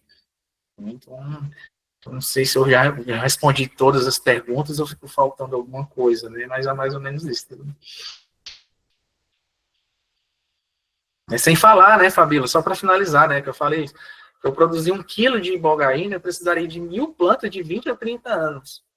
Entendeu? Então, aqui na nossa vantagem no Brasil, porque a gente tem umas árvores que já estão lá há algumas centenas de anos, elas têm 30, 40 metros de altura, que vai me dar toneladas de material, e eu faço só uma poda e ela continua lá, depois de alguns 2 ou 3 anos eu posso ir lá de novo. Então, assim, a gente tem uma fonte, apesar da gente precisar fazer uma reação química, né, tem que ter uma tecnologia, porque a ibogaína não está pronta ainda, né, ela tem a Volcangina, mas a gente tem esse trunfo da escala, assim, em relação aos processos, mas existem universidades americanas hoje, várias empresas privadas lá com incentivos gigantescos, bilionários, estão tentando desenvolver análogos da ibogaína, moléculas semelhantes, mas que preservem as atividades farmacológicas e sínteses químicas. Aquela corrida da síntese química que foi publicada ali, tem vários outros grupos que estão tentando fazer aquilo dali e realmente ganhar escala. Então, tem gente trabalhando com biotecnologia, tá? Que ele vai pegar, por exemplo, o genoma da planta da iboga, vai inserir dentro de uma bactéria e vai colocar ela num tanque e vai cultivar, ela vai produzir ibogaína dentro de um tanque. Tem gente fazendo isso também. Entendeu? Então é uma corrida aí para ver quem chega primeiro na escala e tudo, mas talvez ela não dure muito tempo. Vai vir um derivado da ibogaína que vai acabar com a cardiotoxicidade, vai manter os efeitos, vai ser mais seguro. Então é uma tendência natural, mas no momento a gente tem essa vantagem de conseguir ter uma escala um pouco mais rápida, pelo menos dos projetos que eu conheço. Pronto, acho que agora foi. Mais alguém? Agora a Nicole? Vamos levantar, que eu tô vendo. Oi, boa noite. Boa noite. Obrigada pela aula, foi muito legal.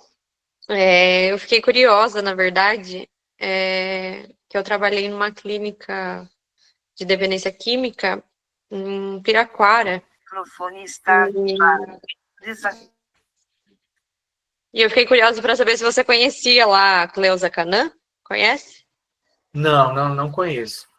Inclusive, eu fiz uma pós em dependência química na época e o meu TCC foi sobre a ibogaína.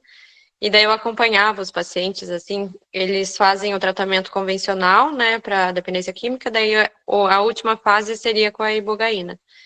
E aí eles ficam 24 horas lá sobre monitoramento e tal, e aí os relatos, né, só que eu sou musicoterapeuta, eu queria fazer uma pesquisa, assim, do pós, como que fica depois, né, só que eles não fazem como um ritual lá na África, né, eles fazem em silêncio e tal, mas como que seria a musicoterapia depois para pacientes que usaram, né? Foi legal. E outra pergunta que eu ia fazer é que esses dias eu vi uma pessoa que eu sigo usando em uma aldeia a ibogaína em pó. Se você sabe me dizer como que eles se você tem algum conhecimento, assim, sobre os povos indígenas usarem aqui, como que eles ingerem quando não é cápsula. Entendi. Mas foi no Brasil, só para fechar aqui. Foi. Eu não cheguei a perguntar para ele, que eu vi esses dias, assim, uma pessoa que eu sigo.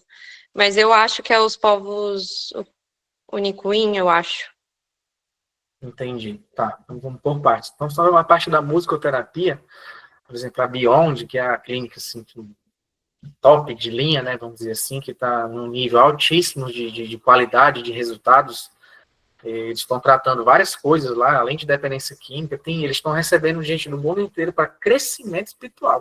O cara não tem dependência química, tem dependência, mas o cara, as pessoas que saem de lá, diz que você se transforma na melhor pessoa de que você poderia ser nessa vida.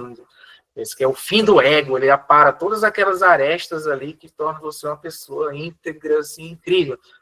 Eu vi um relato recente que diz que o cara se sentiu, quando o efeito da ibogaína foi começando, ele foi sentindo todas aquelas coisas ruins dele sendo podadas, saindo de dentro dele. Incrível, né? Mas sobre a musicoterapia, por exemplo, na Beyond lá, não sei se naquela imagem tem, mas você entra no site deles ou no Instagram da Beyond, no Instagram tem muita coisa deles. Você pode entrar no Instagram da Beyond Bahia. Lá eles mostram o tratamento. Então, o cara lá, ele faz todo um ritual, a velhinha e tudo aí toma, né? É um pouco, eles trazem um pouco daquele ritual africano ali na prévia e tudo, né? Aí tem uma luz, um colorido, o quarto com a luz baixa, as estrelinhas e tudo, e eles colocam um fone de ouvido. Né, que tem algumas músicas lá dos instrumentos dos Buit. Se você assistir lá o documentário do Rito de Passagem, a moça está fazendo e o cara está com o instrumento com um toquezinho bem característico, né? Então, não saberia te afirmar exatamente se são só aqueles sons ali que o paciente ouve, mas que a musicoterapia é muito importante, faz parte do tratamento. Tá? Mas, assim, não saberia precisar te dizer exatamente que tipo, né? Mas eu já vi que eles tocam as músicas do It lá. Sobre aqui no Brasil, eu não conheço nenhuma tribo nacional assim que esteja usando ibogaína, mas eu conheci, no ano passado, eu tive em São Paulo um evento grande a nível nacional e tudo, e tinha um pesquisador que assistiu a minha palestra lá, né, e ele me procurou depois que eu terminei a palestra, ele falou, olha, eu estou com um ritual de bogaína marcado, eu vou fazer o ritual daqui a alguns dias. Eu disse, sério, onde? Você vai parar? Eu falei, não, aqui no Brasil. Chapada dos Veadeiros. Na Chapada dos Veadeiros tem uma comunidade lá, né, e que eles, se eu não me engano, assim, não me recordo exatamente, que eles convidam na ganga lá do Gabão, que ele vem e fazia o ritual, trazia o máximo possível do que acontece na África lá, direitinho, né? E aí, poxa, que legal, eu achei interessante, porque eu nunca tinha conhecido alguém no Brasil que ia tomar a casca da iboga, né? Num contexto ritualístico. E aí eu falei, troquei contato com ele, me diga como foi a sua experiência e tal. Eu falei, aí depois de uns 45 dias, eu nem lembrava mais, e aí ele mandou no WhatsApp, assim, vários textões, vários áudios, né, para me contar como foi. E ele disse que foi ele e um amigo, né, e ele não tinha nenhum problema com dependência química nem nada, né, não tinha problema em depressão, ele foi para uma experiência mesmo de ritualística. Já um amigo dele não, ele tinha problema com drogas e tal, né, e aí ele contou a experiência dele, disse que ele, quando foi nascer, ele quase morreu durante o parto. Ele teve um parto difícil, que ele por pouco teve que ser reanimado, assim, ficou na UTI, assim, quase morreu no nascimento. E ele disse que viu tudo. Ele viu o parto dele inteiro, nos mínimos detalhes, como médico, ele se colocou na sala de cirurgia e viu que tudo em primeira pessoa. Né? Assim, incrível, né? E ele me contou que foi uma experiência realmente incrível e tudo, né? Mas o amigo dele, né, que era dependente químico, ele disse que o cara, quando foi aquele dia chamado Grey Day, que é o dia cinzento pós, né? Você fica processando aquilo, o cara disse que sentia que ele estava fedendo, assim, de tudo que ele tinha visto, assim, ele estava com nojo dele mesmo, né, diz que foi uma lavagem de roupa, assim, horrível que o cara passou, mas que o cara ficou, depois que passou aquilo, o cara tem outra vida, né, mas o que eu conheço no Brasil é isso, é na Chapada dos Veadeiros, mas eu não sei dar detalhes, foi só o que ele me passou.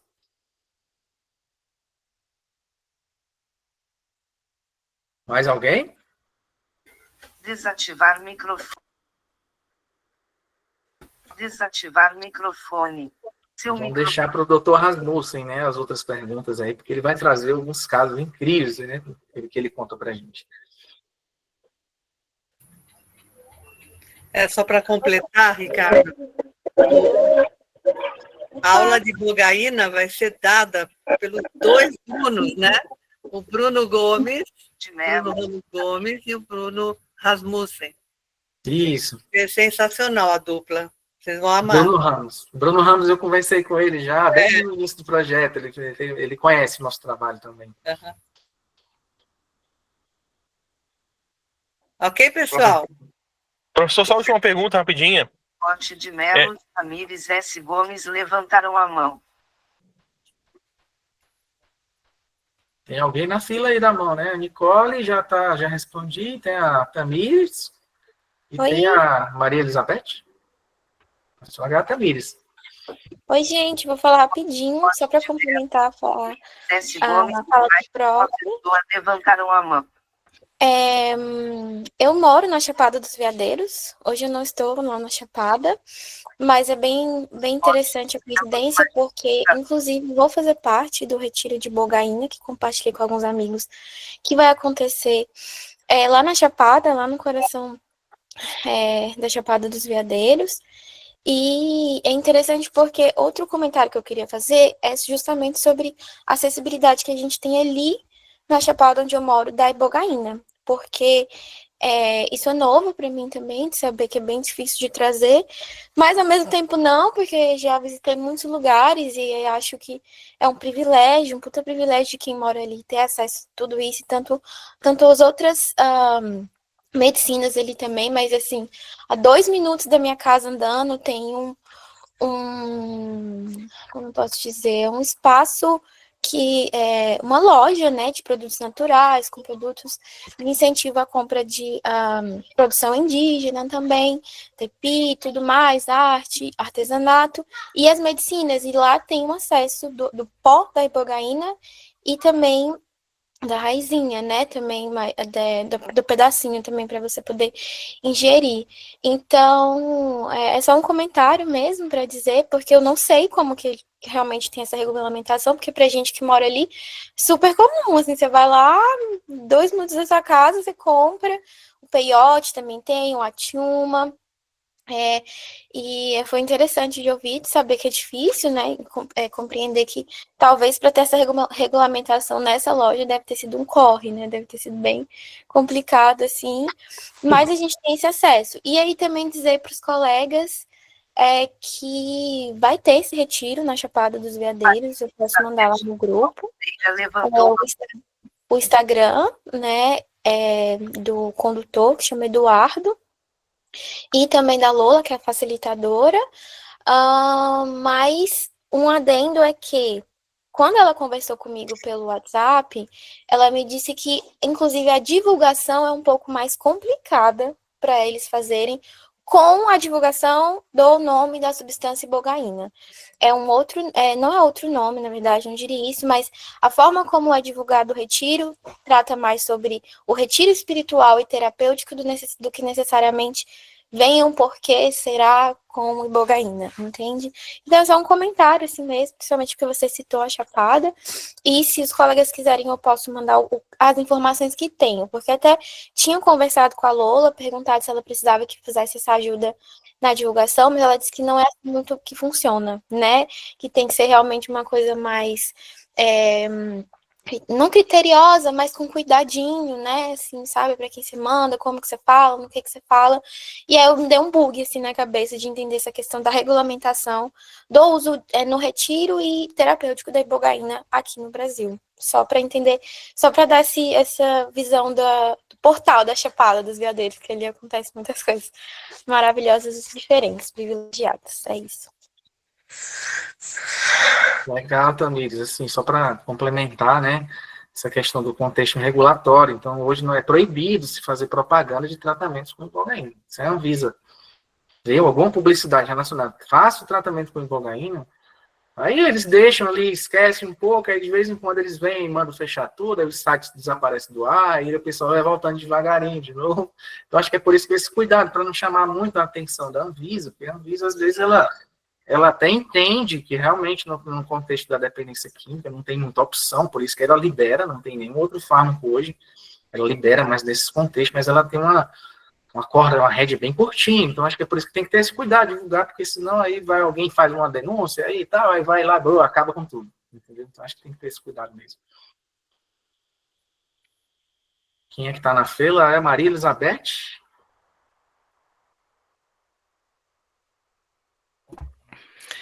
Então, eu estava aqui escrevendo porque talvez não desse tempo.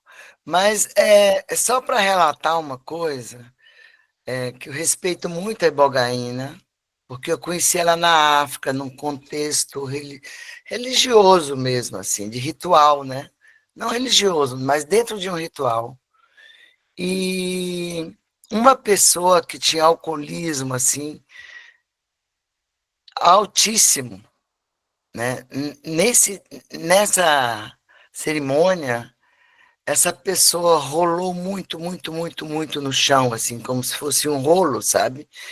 E o xamã, ele falava, ele explicava tudo, né? O que era aquela pintura no corpo, era o mute. Mute. É uma proteção que eles colocam, né, para os espíritos. Então, a bogaína também, ela é um ser para eles, entendeu? Ela é uma entidade. E sim, morre. Tem gente que morre durante o ritual. Aí, quando eu tomei, que foi uma dose muito, assim, significativa, não foi alta, foi pouco em relação, né, a esse transe todo, foi muito interessante, mas quem fez a cura mesmo foi quem estava precisando, né? E essa mulher foi uma coisa, ela curou para sempre. Ela tinha um grau altíssimo de alcoolismo, inclusive ela ficava atuada na comunidade, sabe? Atuada de espíritos, de coisas, de coisas. Então, depois dessa sessão, ela curou para sempre. Incrível, incrível, eu respeito muito e eu acho muito interessante que se regulamente uma coisa para os tratamentos que realmente são necessários, né? Tem pessoas que tratou com ayahuasca profundo, mas reincide sempre para a cocaína, entendeu? Então, a minha esperança, dentro do meu movimento, que é terapêutico, underground, seria que realmente a gente tivesse essa opção de uma maneira segura, tranquila, né, para essas pessoas que, mesmo tratando a ayahuasca e outras medicinas, reincide facilmente a outras psicodependências, né, químicas. E que bom que o seu trabalho, parabéns, porque eu não sabia da existência dessa pesquisa no Brasil, né, da voacangina. Aprendi coisa hoje, muito legal, parabéns, Ricardo, espero que dê tudo certo no seu trabalho. Obrigado, Maria Elizabeth. Então, o nosso propósito também é esse, a gente ter uma oferta de um produto em escala que se permita pesquisar, produto de qualidade, com toda a regulamentação Anvisa, um produto seguro, entendeu? Para justamente esse movimento dos Estados Unidos poder avaliar, para poder ter um tratamento que seja seguro. E você vai lá, é claro que não vai ser feito, né? Eu acho que ibogaína, nunca ninguém vai tomar ibogaína em casa, vai ter que ser uma Claro. para situações realmente complexas, ela nunca vai ser a primeira opção, ela vai ser uma opção complexa. Né? Não é só uma experiência, realmente é quem precisa, é um tratamento. Eu acho que a gente já tem, sei lá, mas tudo faz parte nesse momento, né? O ecodelismo está contaminante nas gerações. Mas boa sorte, Ricardo. Muito obrigado, Maria Elizabeth. Obrigado pelo compartilhamento aí das suas experiências aí. É sempre legal ter uma experiência de primeira pessoa. Legal. Prazer. Alguém mais? Mão levantada? Felipe? Felipe ia falar, mas ele não estava na fila. Ah, então com a mão levantada. Felipe, ainda está por aí?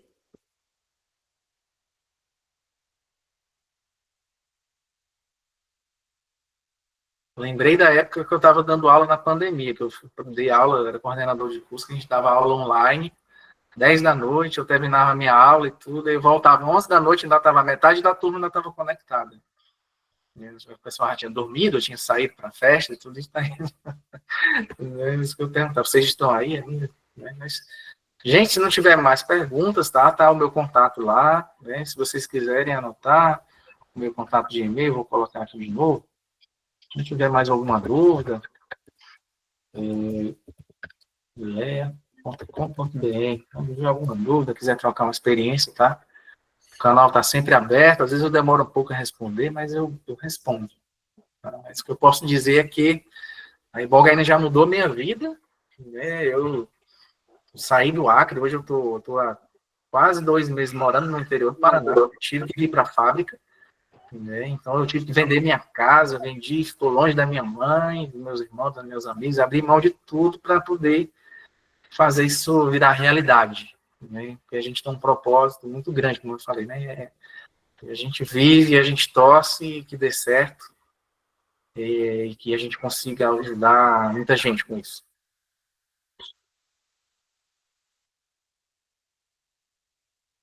Então, eu quero parabenizar você, Ricardo. Cara, que aula linda, didática ótima. Tô louco para ver aqueles filmes que você botou. Já coloquei ele no grupo do WhatsApp para me lembrar. Agora mesmo eu vou assistir. Muito bom mesmo. E você está no Paraná, então.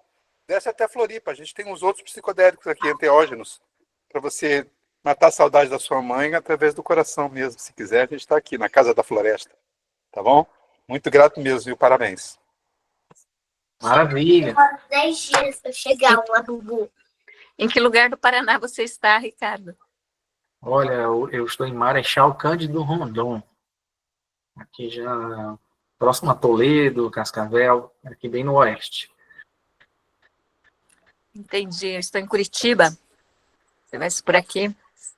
Ah, sim, eu não conheço Curitiba. Uma hora que der uma folga, eu vou pegar o carro e vou conhecer Curitiba. Floripa eu já tive aí no ano passado. Eu tenho um trabalho junto com a Fundação CERT, e aí o pessoal da Fundação CERT ajuda a gente. Quando vier a Curitiba, avisa aí no grupo que a gente te recebe por aqui. Maravilha, maravilha. Obrigado, estou conectado aí com vocês a partir de agora. Felipe, vai falar, Felipe? Vi que ele apareceu e voltou. Tá aí, o Felipe. Tudo bem? Tudo bem, Felipe. Podia fazer uma última pergunta aqui. Duas dúvidas. Uma é que ficou para mim assim um pouquinho confuso como é que a ibogaína se tem todo esse cuidado ali com cuidado cardíaco, em clínica, hospital, como é que o pessoal consegue fazer em cerimônia? Essa é a primeira pergunta. E a segunda, se tem algum local aqui no Brasil que tu recomenda para fazer um treinamento prático de atendimento com ibogaína? Olha, assim, o uso ritualístico, cara, ele é desde a época dos pigmeus, assim, é pré-histórico mesmo, né? Tem gente que fala de até 20 mil anos, tem gente que fala de 4 mil anos, então é o uso ritualístico. Né? E como a Maria Elizabeth fala, já acontece casos de morte, assim como acontecem mortes com ayahuasca também. E lá tem um turista estrangeiro que morre lá no Peru, lá no vizinho ao Acre, lá, né? Lá em Rio Branco, no Acre, tem várias comunidades ayahuasqueiras, né? Como a Barquinha, né? Santo Daime e tudo. Então a gente vai para o avião para Rio Branco, lá, é cheio de estrangeiros lá para fazer essa experiência. Né? E aqui lá acontece um acidente, uma fatalidade lá, assim, que é difícil de explicar. Então é uma coisa que acontece mesmo no uso ritualístico. Então lá na cerimônia dos Buit, né, eu já li, eu não lembro onde foi que eu li isso, né, num artigo de revisão aí, que estava até em inglês, falando que quando a pessoa morre lá nos Buit, no ritual, é porque na hora daquele banho ali, ele não falou todos os pecados dele, ele escondeu, omitiu alguma coisa, aí ele morre por causa daquilo. Né? Mas, na verdade, a gente ainda precisa, tem algumas coisas que a gente ainda precisa entender, por isso que a gente precisa ter uma ibogaína pura, de qualidade farmacêutica para a gente estudar mais a ferramenta. A gente não entende muito bem como ela funciona, mas existe já alguns estudos que demonstram que a ibogaína, aquelas enzimas hepáticas lá que eu mostrei para vocês, tem umas pessoas que produzem mais aquela enzima e tem gente que produz menos. Isso é muito comum em farmacologia e medicamento. Tem gente que metaboliza mais rápido e que metaboliza menos. Então, aquele que metaboliza mais lentamente, ou às vezes nem metaboliza, não tem aquela enzima, tem uma genética diferente, e aí aquela dose de ibogaína, que seria uma dose correta para o Felipe, por exemplo, que metaboliza normal ou metaboliza rápido, e para o Ricardo, que metaboliza muito lento, aquela dose pode ser tóxica. Entendeu? Então, já estão levantando algumas hipóteses de que no futuro, antes de fazer o tratamento com ibogaína, você vai fazer um testezinho genético rápido para ver se você é o perfil que metaboliza lento ou metaboliza rápido, justamente para ajustar a dose para você. Então, isso aí é uma coisa que já se entende, mas que precisa ser mais estudado. Mas a cerimônia, cara, quem faz a cerimônia com ibogaína é aquela coisa, tem que ter o xamã experiente, que conhece o produto, que sabe usar a ferramenta. Mas o risco, ele sempre vai existir. Com qualquer substância, não só com a ibogaína. A ibogaína, ela tem esse risco da arritmia. Então, a ibogaína é um fármaco que a gente chama na farmacologia, que ele tem um fármaco de baixo índice terapêutico. O que é isso? É que a dose eficaz dele é muito próxima da tóxica. Qualquer desvio de metabolismo, de absorção, ele pode se tornar tóxico. Tem um medicamento que é muito útil em ambiente hospitalar, que é a heparina. É um anticoagulante muito utilizado em cirurgia e tudo. A heparina é um anticoagulante, não pode faltar no hospital, senão ele para. Mas a heparina, ele é classificado como medicamento potencialmente perigoso, é um MPP, porque qualquer problema de metabolismo ele pode matar o paciente. Mas ele é muito útil, então a ibogaína é isso. Já uma penicilina, por exemplo, é um medicamento de largo índice terapêutico, ou de janela terapêutica larga, porque a dose eficaz dele é muito longe da tóxica. Então, para você se intoxicar com penicilina, com benzodiazepínico, aí, com o Nazepam, né, que é o Rivotril, o Alprazolam, né, que é o Frontal, e tudo, para você se intoxicar e morrer com o uso, você vai ter que tomar 1 quilo dele, porque ele é muito seguro em termos de dosagem, mas a ibogaína ela tem uma janela mais estreita. Tá? Então tem que ter muito cuidado, fazer o ritual da iboga tem que ter cuidado, com um agente experiente, tudo que sabe fazer, porque senão é risco. Assim como o ayahuasca. Por exemplo, paracetamol. Paracetamol é um medicamento de venda livre, que não é tarjado, ele está do lado do chiclete ali na farmácia. Você compra o tanto que você quiser, você toma o tanto que você quiser. Mas nos Estados Unidos morrem 150 pessoas por ano por paracetamol. Mas é assim. E aí a outra pergunta que você fez foi... Onde fazer um treinamento, um local, tu indicaria fazer um treinamento prático de uso de ibogaína? Tá, agora, assim, não conheço. No Brasil, não conheço. Até tu citou uma clínica ali, um local que tu estava falando ali. Não é no Brasil? Em outro local? Olha, tem uma clínica em Paulínia, acho que é em Paulínia, que é o IBTA. É o Instituto Brasileiro de Terapias Alternativas. O IBTA, ele faz tratamento com ibogaína lá. Também não sei como é que tá hoje. Tem muitos vídeos, mas os vídeos estão bem antigos aí no YouTube, tem uma página e tal. O IBTA, ele faz tratamento com ibogaína. Agora, eu sei, treinamentos para fazer tratamentos eu não conheço. Eu acho que o doutor Bruno, eu acho que talvez ele possa responder essa pergunta com mais propriedade. Eu não conheço. Certo. Tá bom. Alguém mais? Mão levantada? Não estou vendo aqui. Acho que não. Já estão quase 2 horas aqui. Acho que o pessoal já quer curtir a sexta-feira, né? Sextou, né? Sextou curtindo a ibogaína, né, Ricardo? Mas vocês vão ter uma oportunidade incrível. O doutor Bruno Rasmussen, mais de 2 mil tratamentos com ibogaína, 30 anos de experiência, rodou o mundo já. Ele é convidado para os maiores eventos de ibogaína. E o doutor Bruno Ramos também é um psicólogo extremamente capacitado, fez uma tese de doutorado, se eu não me engano, na Unicamp.